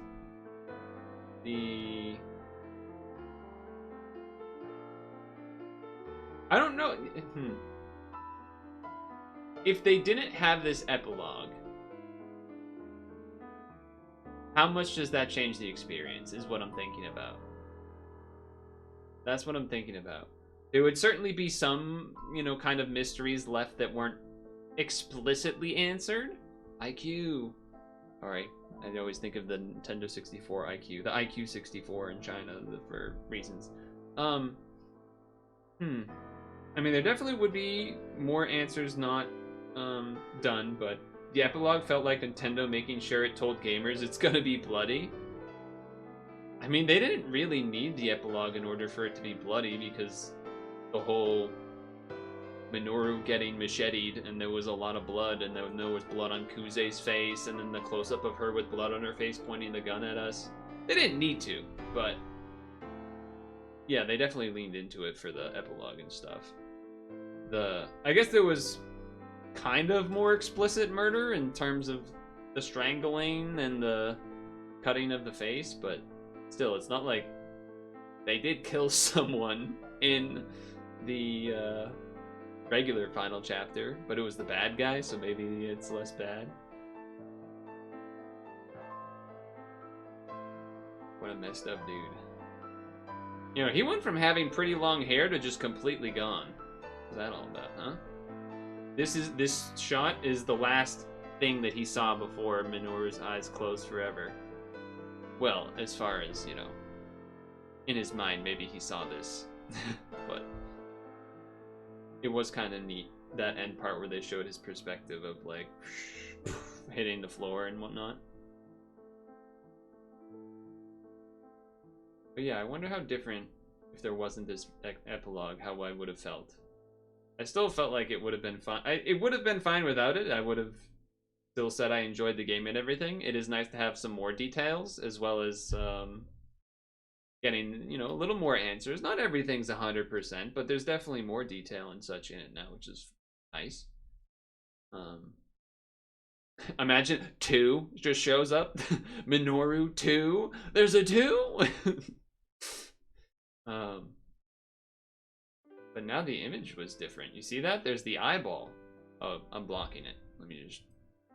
Well, first of all, there's the eyeball there, because it's like the smiling face. Get it? It's the flower, the smile, his eye. And the color is different. It's not the white background either. That was the Minoru section, whereas like the smiling man is this one. And then this one's over here. So it combined... Oh. That's also back... This is different a third time?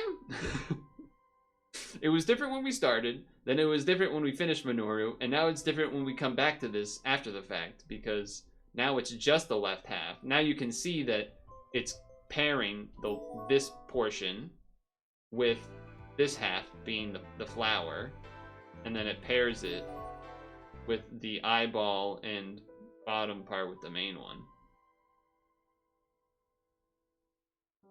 The eyeball was there for the Minoru main screen before. Yes, but the background was not like this, I don't think. It was like plain white. And it certainly wasn't the plain black that it was after the credits had just finished and showed them both merged together. That was kind of cool that it showed both together. What's music mode? Is that just you can play music? Oh, that's neat. Does this even have chapters? Oh, it does, okay. I guess that makes sense. Well, Cool. I kind of wish I had left it on the screen where it was both of them merged together. I guess there's not a way to do that now that I've messed it up. So I suppose I'll leave it on this screen, but yeah, that was that's the end of our journey, I suppose. And it was a cool one. It was I'm glad we did this over the however month and change that we did the Smiling Man here, and kind of curious to maybe see if I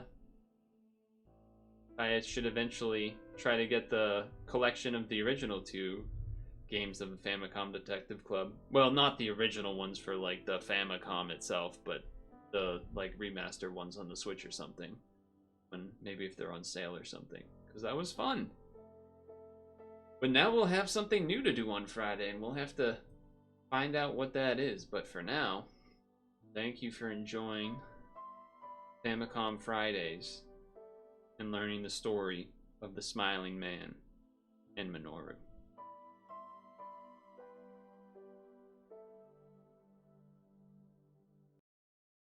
You even got to show up on the end there with your cinema. I'll leave this up for a moment. I'm gonna go pee. I did want to make sure that we had started at 7, because I thought maybe there's a world where the epilogue is a little bit longer or whatever. But I have to pee badly.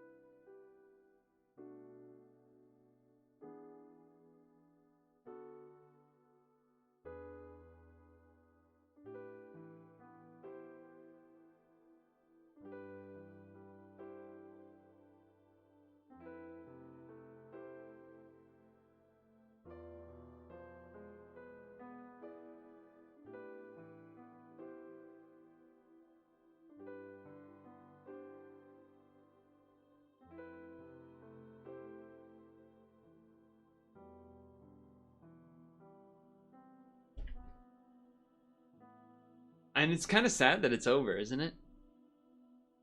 I'm like, oh, I like our little routine we had. It was nice.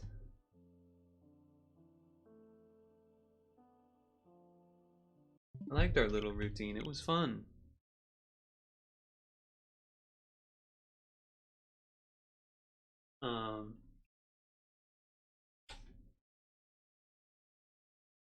There were, and I mentioned this last time, some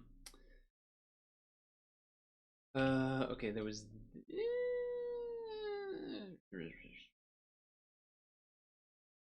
there was where is it? You expect me to sleep after that though? Well, yeah, it might be a little tougher. Hold on, let me see something here. Yes, I'm typing in my fucking search bar. No, don't search my history powered by AI. What the fuck are you talking about? Anyway. There was these two things. There was this and this, which were, well, this one, as you can see, is talking about the ending of the game and some other stuff maybe, and extra information about the game.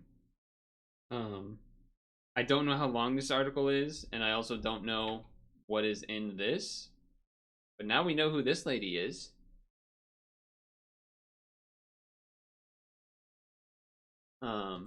This was the thing that was going to spoil something.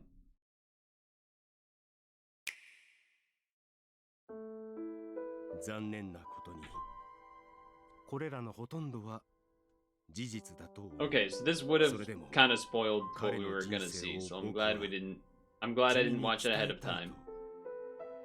思ったんだよ。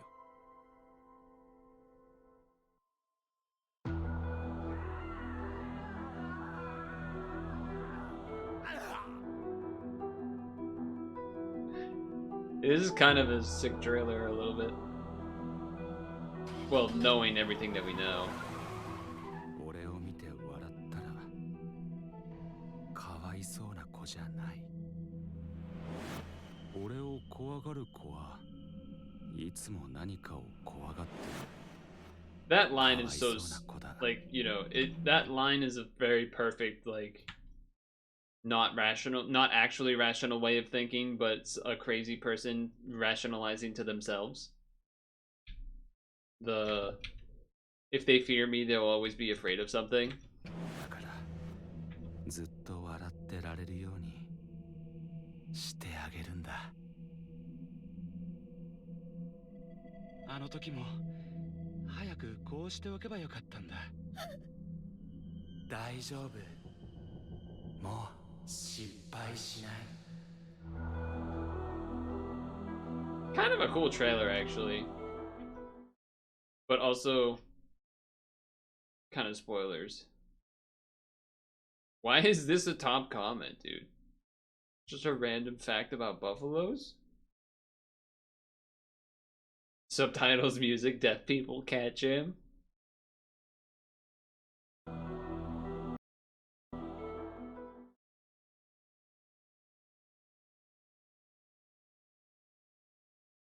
The individual nautical. I was caught off guard by this section where you ride a why is everyone talking about water buffaloes? Am I missing some joke?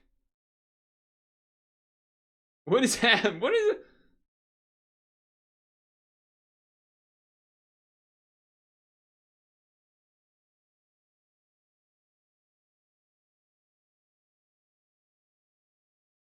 Why is everyone making a joke about water buffaloes?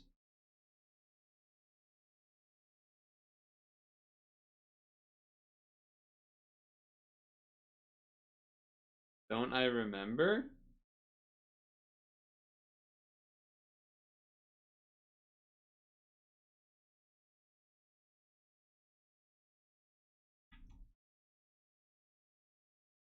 The water buffalo man? No, I don't remember the water buffalo man.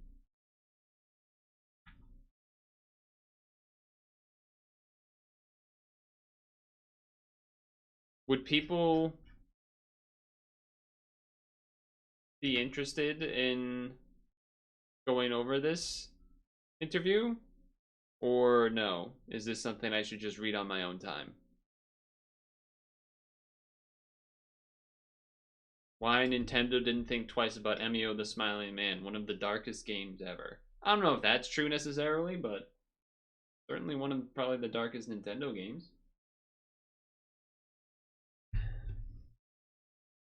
Put the Switch to sleep.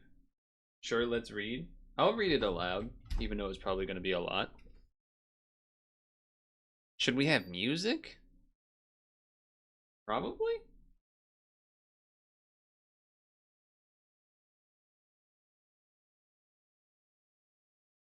Feels a little weird to have like happy music or something, but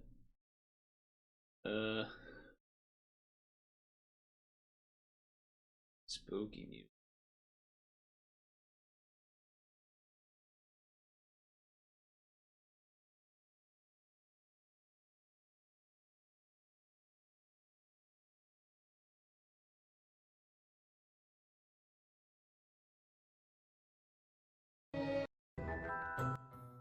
Like this. It's kind of like, still doesn't really feel like the best fit, but sure. Nintendo is a name associated with family.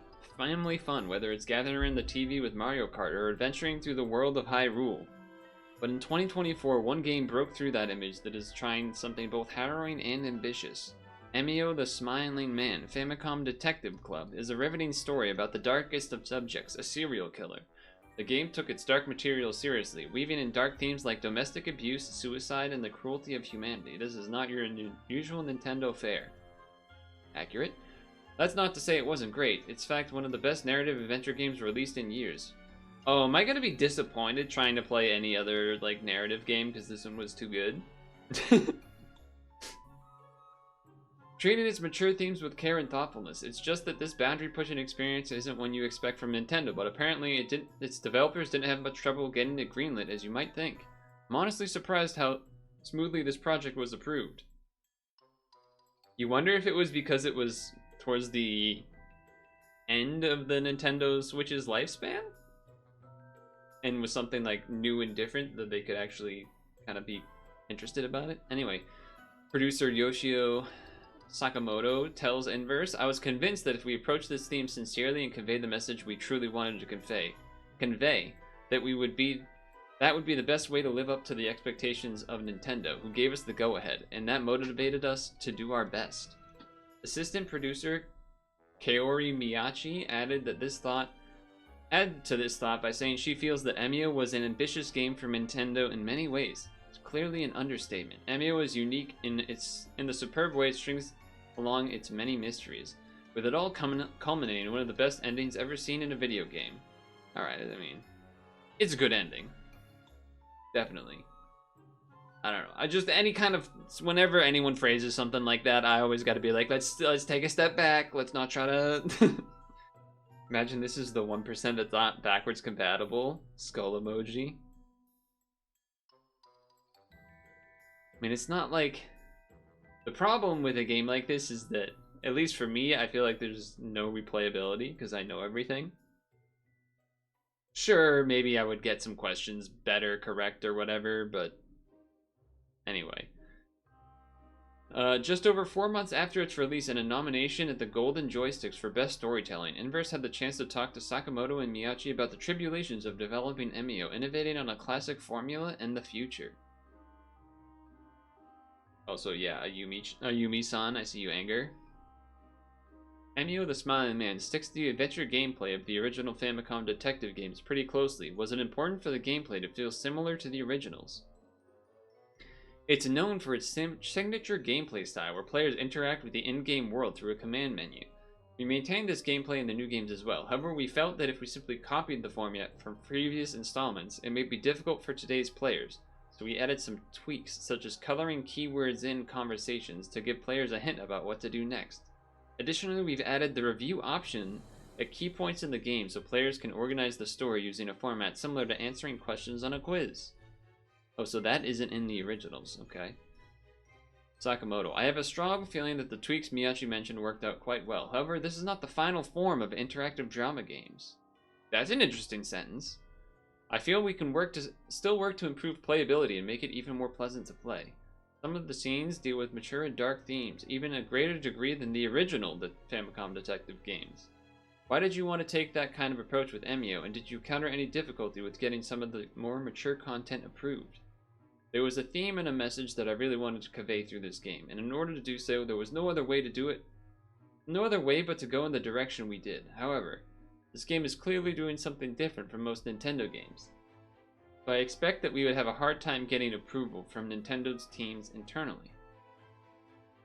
Miyachi. While Sakamoto expected an uphill battle from internal Nintendo approval, I had the opposite thought. In fact, there were times during production when a worried Sakamoto would say to me, "Is it alright for us to make this kind of story?" And I would always reply, "I'm sure it'll be fine." Forehead. Sakamoto. Damn, look at this. So these are the... I forgot what the covers for these look like. The remakes, they look pretty sick. I was honestly surprised how smoothly this project was approved. I was convinced that if we approached this team sincerely and convey the messages we truly wanted to give, Nintendo gave us the go-ahead that motivated us to do our best. That's just a repeated thing. Thinking back, this was an ambitious game from Nintendo in many ways. I hope the players sense that through what we've done in this game. The first two games were released in 1988 and 89, only in Japan. That's why there's like a bit of a cult classic to them, because they were only in Japan. So like the real retro heads. I have heard of it before. In 2021, a Switch remake finally brought them to the West. On the core pieces of Emio the Smiling Man is the sense of mystery. By the way, that's Utsugi right there. I wonder if this is still Emio in Purtle, or Ayumi in Purtle? Is this still Ayumi in Purtle? I don't know. How do you design a narrative game like this and ensure that the sense of mystery stays intact the whole time? We have appropriately sped up or slowed down the pace in a way that fits with each story. Also in this series, We've always tried to create a contrast between suspenseful and relaxed scenes by sprinkling just the right amount of comical elements. I think they did. I think that's fair. I think that's accurate too. They would sprinkle that stuff in pretty nicely. While following this approach, in the case of Emio, we challenged ourselves to create a story progression different from previous games, in that many of the mysteries are not revealed along the way, and instead remained a mystery as they build up towards the climax, where the loose ends are all tied up at once. So that's not how the other ones go. Interesting.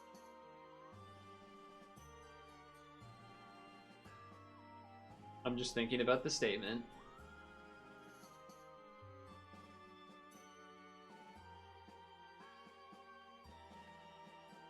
Yeah, I guess that is true. It did sort of all wrap up at once. We had theories about certain things, some which came true, some which didn't. Additionally, in this game, most of the important mysteries remain unsolved as the game once comes to an end, but the backstory is explained afterwards in a way that is almost unprecedented for a video game, ensuring that all mystery is revealed. I'm assuming they're referring to this as the Minoru piece?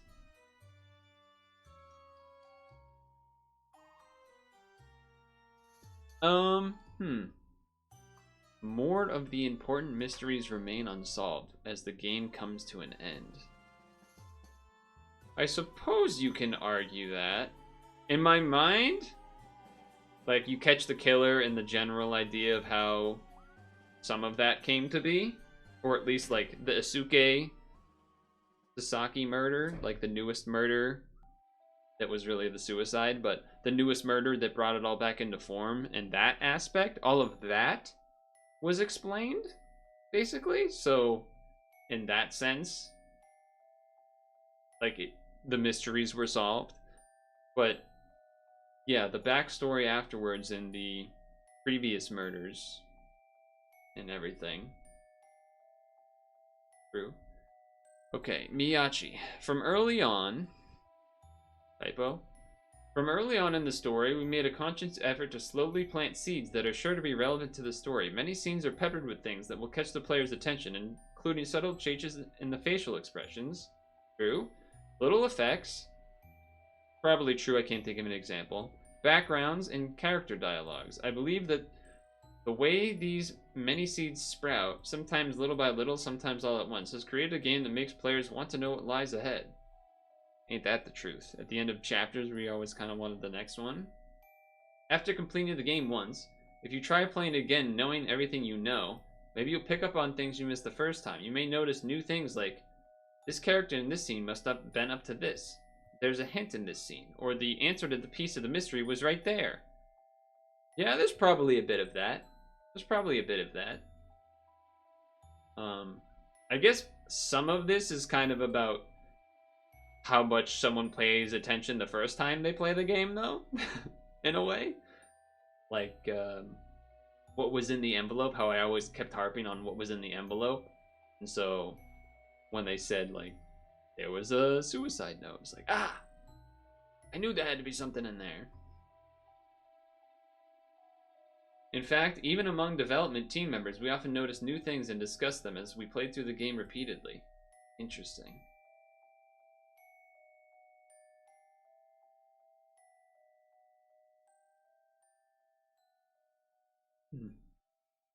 Who knows? Maybe there's a world where I play through it again in a decade from now or something.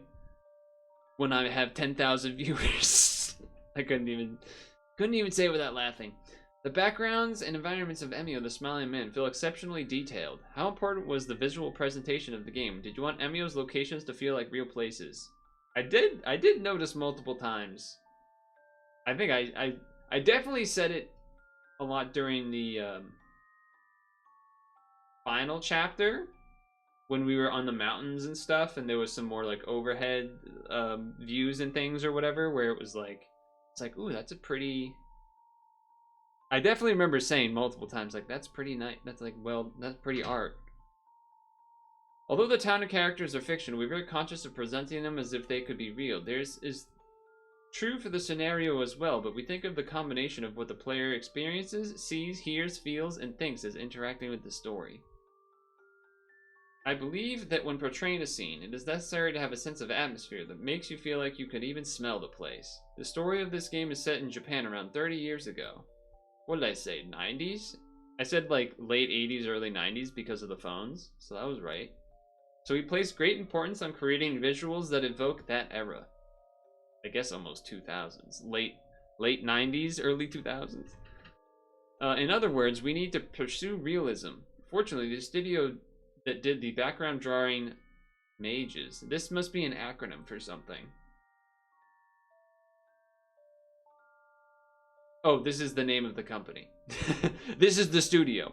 The studio that did the background drawing, Mages, sensed the need to do so without us having to ask for it. They delivered beautifully. I mean, yeah, even look at the trees here. Look at that. That's beautiful. Look at that. That's some nice stuff right there. Famicom is dedicated using the same gameplay systems as the original, with a few modern tweaks. The epilogue is unforgettable, and something that a lot of reviewers and players alike have praised. Did you know from the start that you wanted the epilogue to tie everything together, and why did you make the choice to present it the way you did? Great question for this part. We created this game with the intention of wrapping everything up in an epilogue, which we referred to as a deep reveal. I feel a strong sense of accomplishment in the fact that what I thought would be the biggest challenge of this production was received so favorably by many people. The scene where we take a direct look at a certain person's life ties into how we envision a detective to be. The mechanics of Famicom Detective Club games are not about unraveling cleverly devised tricks to identify the culprit, but rather focusing on depicting human beings. These people just get it, man. These people get it. Each person's life, including their backstory, thoughts, perception, and emotions, is unique. Therefore, not everything can have a logical explanation. As various people's lives become involved and intertwined, the complexity increases, and the entanglements of various threads further obscure the truth. Searching for the truth is the job of the detective in the Famicom Detective Club games, as we see it. Within that, a particular scene that stands out is the one where the audience gets direct insight into a person's life.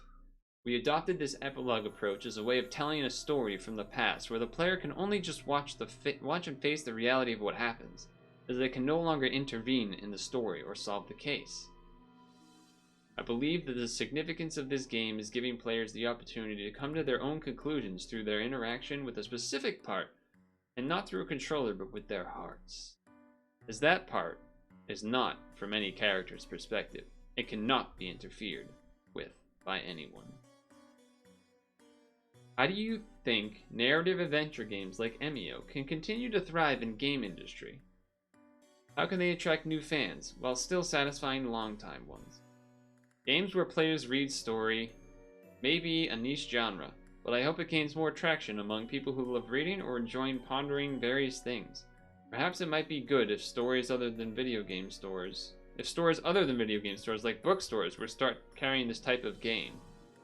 That's an interesting perspective. It's an interesting idea.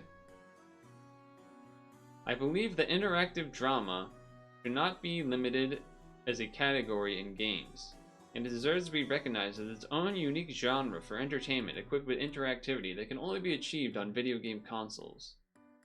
For this, we will need other interactive drama creators to emerge, as games like Emio the Smiling Man and others push boundaries for this growing genre. We hope it appeals to more unique creations, strengthening this market for games like this by attracting new fans.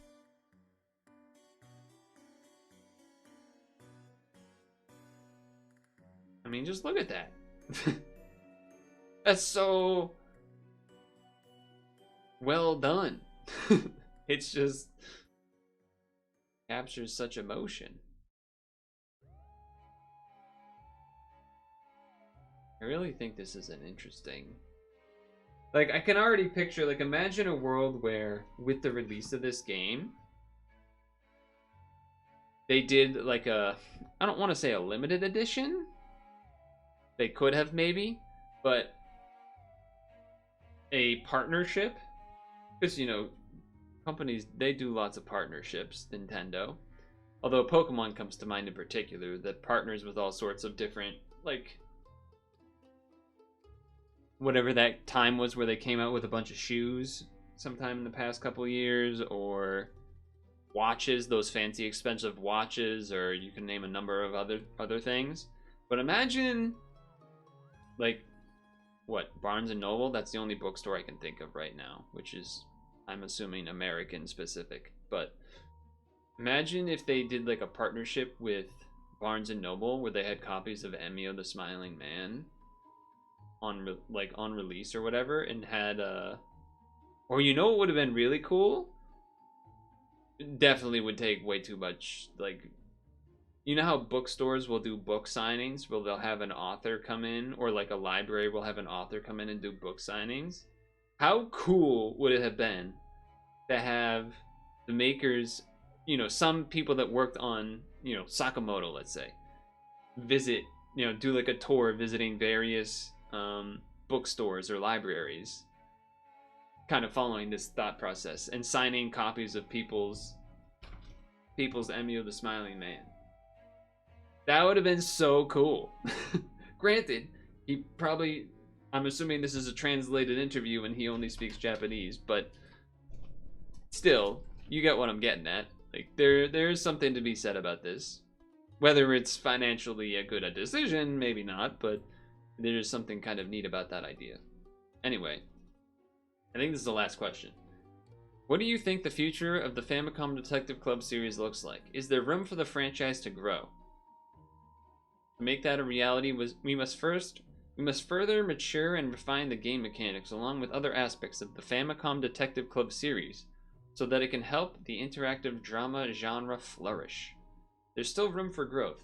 I believe that growth is the mission for the franchise. If I were to get the opportunity to take on this challenge, I would like to work on it together with Miyachi. Famicom Detective Club may seem like a classic franchise considering the year the first game was released, but like Sakamoto said, there is still room for growth in the franchise and the genre. There are still many fascinating characters that have not been explored in depth. So I hope we get a chance to share more of the Hutsugi Detective Agency story one day. Cool. This was actually a really interesting interview.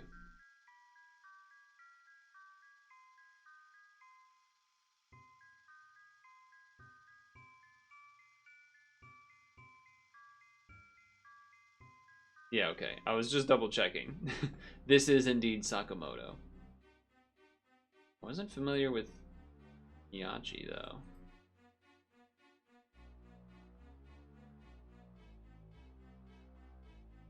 Oh, this is not actual Nintendo. This is a fandom site. But I guess I'm assuming it's her? Yeah, right down here.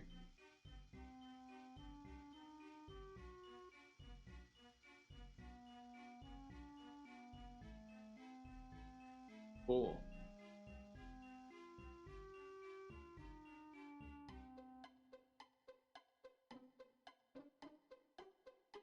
Not enough sequels announced?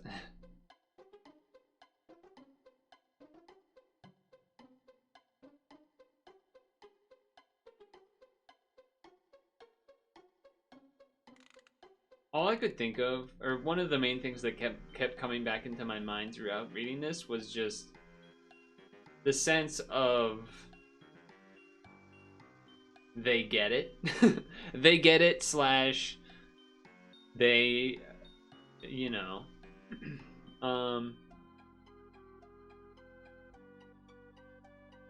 they have a strong passion and actually want to make it as good as it can be and everything. And weirdly, I don't know, you get like a sense of heartfelt, sense of compared to a lot of, you know, it is a Nintendo game and not like a third party. Like, it is an actual Nintendo game, and because of it, it's like kind of, you know, more officially Nintendo game. My thoughts when reading this, comparing to, you know, some sort of official Sony game or whatever like that, where, you know, I don't have to say Conquered, right? But you get what I'm getting at here. Where a game that probably isn't going to sell well, / probably hasn't sold all that crazy. But Nintendo still, you know, this is that good part of Nintendo that people I think sometimes struggle to express. Because there's obviously the other parts that we really don't like about whether it's bad online on various things or being very litigious, and taking down fan projects and things like that. Yeah, you can really tell they care. And I'm really, how old is this guy? 65. I heard something from Bill Burr, I think this past week or whatever, in a clip where he was like, I'm in those kid drop dead years. Drop dead out of nowhere, where you're not old enough to die of old age, but you're old enough to just drop dead as a man. And that's what I just thought of when I saw his age. I was like, oh, I hope he doesn't. I hope he doesn't. Because the reason I checked his age in the first place was, you know, before this one, the last one was in 1989 or whatever, right? A long time ago. Round it to 90 so it's easier to do math, and that's 10, 20, 35 years ago. 34 years ago. Because it came out in 2024, I suppose.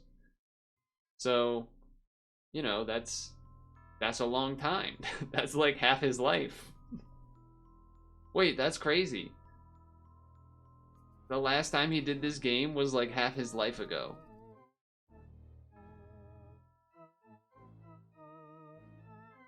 Wow.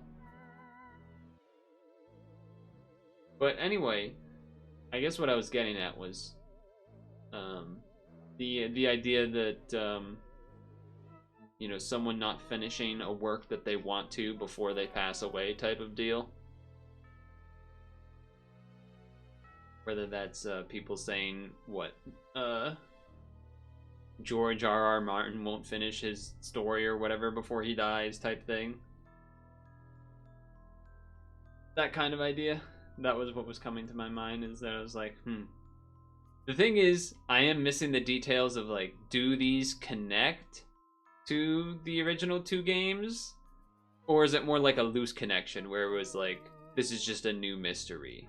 Emio one. That's just a new mystery, but does anything that happen in those actually connect to these, or is it just that we have our detective agency itself that is the connection, is the Utsugi Detective Agency and whatnot? I'm guessing it's more of that, where it's just our main characters here are the thing that connects, but I don't know, maybe not. Maybe there's some little hints. That's something that I haven't looked up because I don't want to look it up. There's no way to probably look that up that's just like a yes or no without telling you, and so I don't, like, I'd be fine knowing the yes or no if there is connections to the Smiling Man versus these games, but I doubt it would be yes and then not spoiling. So if anyone else wanted to look that up ahead of time, sure, but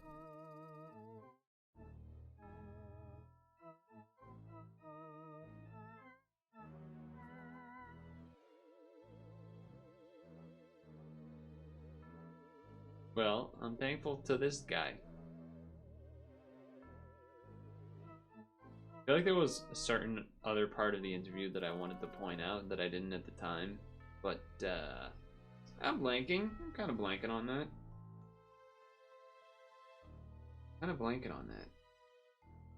Well, the good news is that one, I completed 2 levels in Starpuffs, so that was exciting. They weren't perfects, but I did complete them at least, so that was good. Yeah, so that was good. And then we finally finished. Smiling Man, I am still kind of, the more I say that out loud, the more I'm kind of sad. The more I'm kind of sad, chat. In a So I was thinking about other games that are like this, like these story type games, and there's other ones out there. I don't know if they'd actually be as good at this, but there is kind of the funny version of these games, which I saw Wubby streaming one of them the other month, which was okay. No more spooky music because I need less spooky now. I need the mood to be elevated. But he was playing like a, I don't even know what you call it. It was a bunch of attractive Korean girls, and it was like basically almost like a fan fiction, not a fan fiction, but I don't know what you call it. It was basically like made for horny people, but it wasn't not safe for work.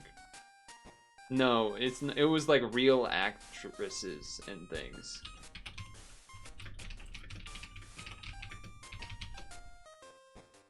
Korean dating sim game.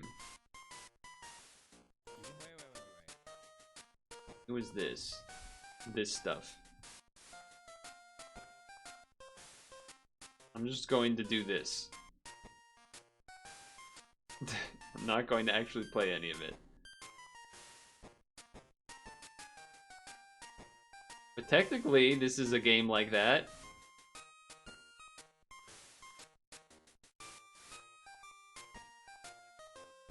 See what I'm saying?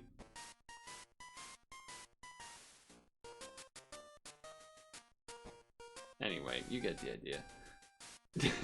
That came to my mind as well. As like, I guess technically, like, I was trying to think of other games that are coming out that are technically like, you know, a story game or whatever. And I was like, that was the only thing I could think of. And I was like, is there really no one else doing that? There are, I'm sure. It's just not a genre I look at.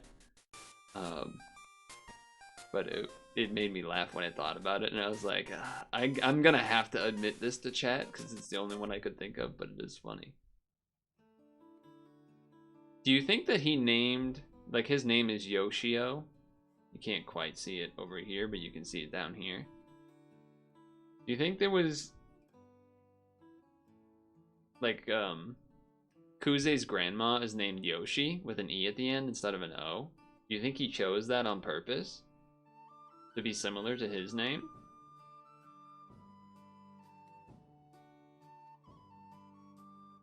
Now I wonder if there's other interviews with him. I'll probably put this in... Should I put this in Game General? Probably not in Game News. Well, you could put it in Game News, but... Or if I already might have. I don't remember. Either way.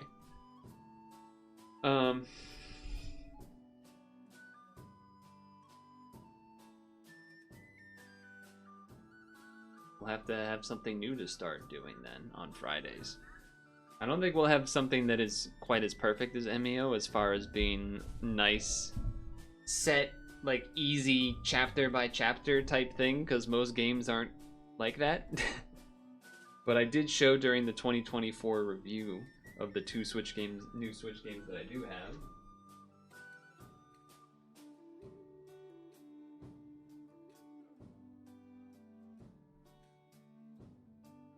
I don't know if I'm necessarily going to limit to doing these on Fridays, but these are technically some of the other games that we could do. But there's other games like on Steam and whatnot, you know. So I'm not saying we gotta be these, but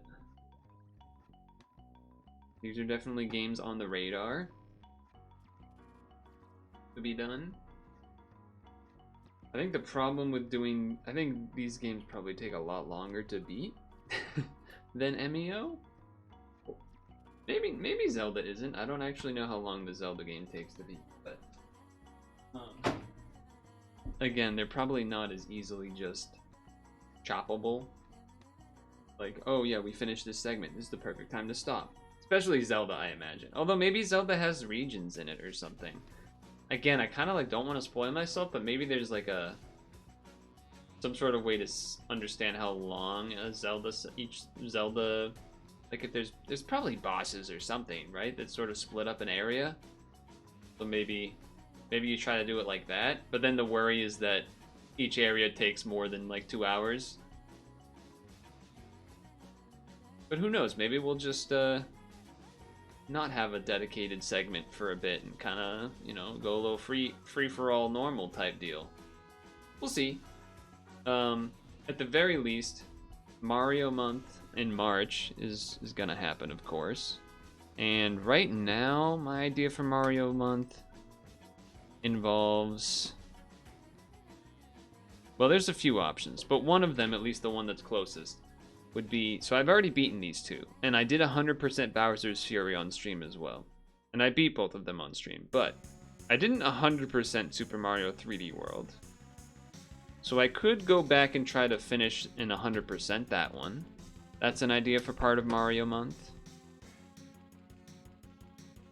I don't know if there's another specific Mario game that turns, because, you know, we finished this one last year finally. Took like 3 years of Mario months or whatever, but we got there eventually.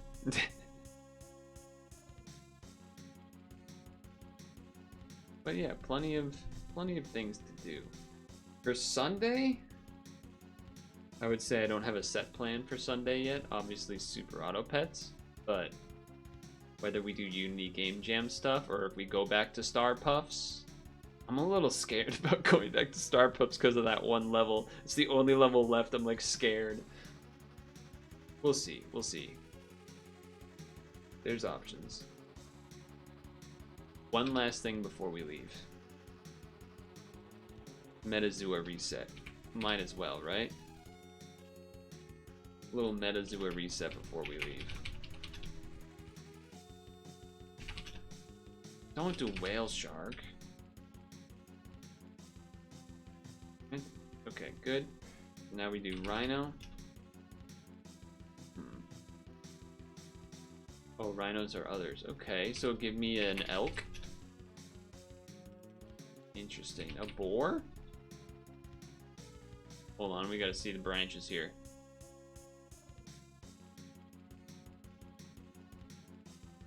Okay. Does that count bison? Does that count bovidae? Counts pecora. Does it count? Let's just cow. Check the cow. Yeah, bovines and pecora. Okay. Okay. So dromedary? Okay, camel? Camel. Wait, is that it? No. Dromedary. What the hell is the name for other name for a dromedary? Oh, it's a llama. Okay. Llama is not the other name for a dromedary, but llama is the answer. We've done it. Dude, look at this. This is a nice body of water. It's so flat. Reflective. Very nice.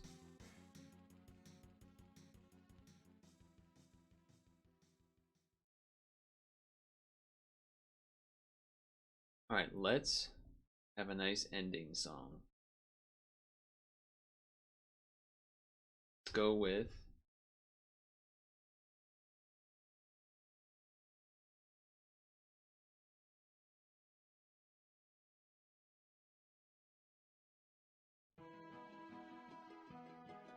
Star Ocean for the SNES. Star Ocean for the SNES. Want to hear a joke? What do you call a three-humped camel? Pregnant? Nice. Nice. Well, thanks again for stopping by for our final Famicom Friday. Well, you know, Detective Famicom. Famicom Detective Friday, I should say. At least for now. I will catch you when I next catch you, whether that's Sunday or another day. Gonna gain amnesia and we can play again? Would you not spoil? Make sure to floss before you go to bed. Make sure you moisturize and make sure you wear sunscreen, even when it's cloudy, okay? Maybe I can injure my head like Makoto and forget everything. But then how would I know to stream? And how would I know to stream Emio? Anyway. Good night.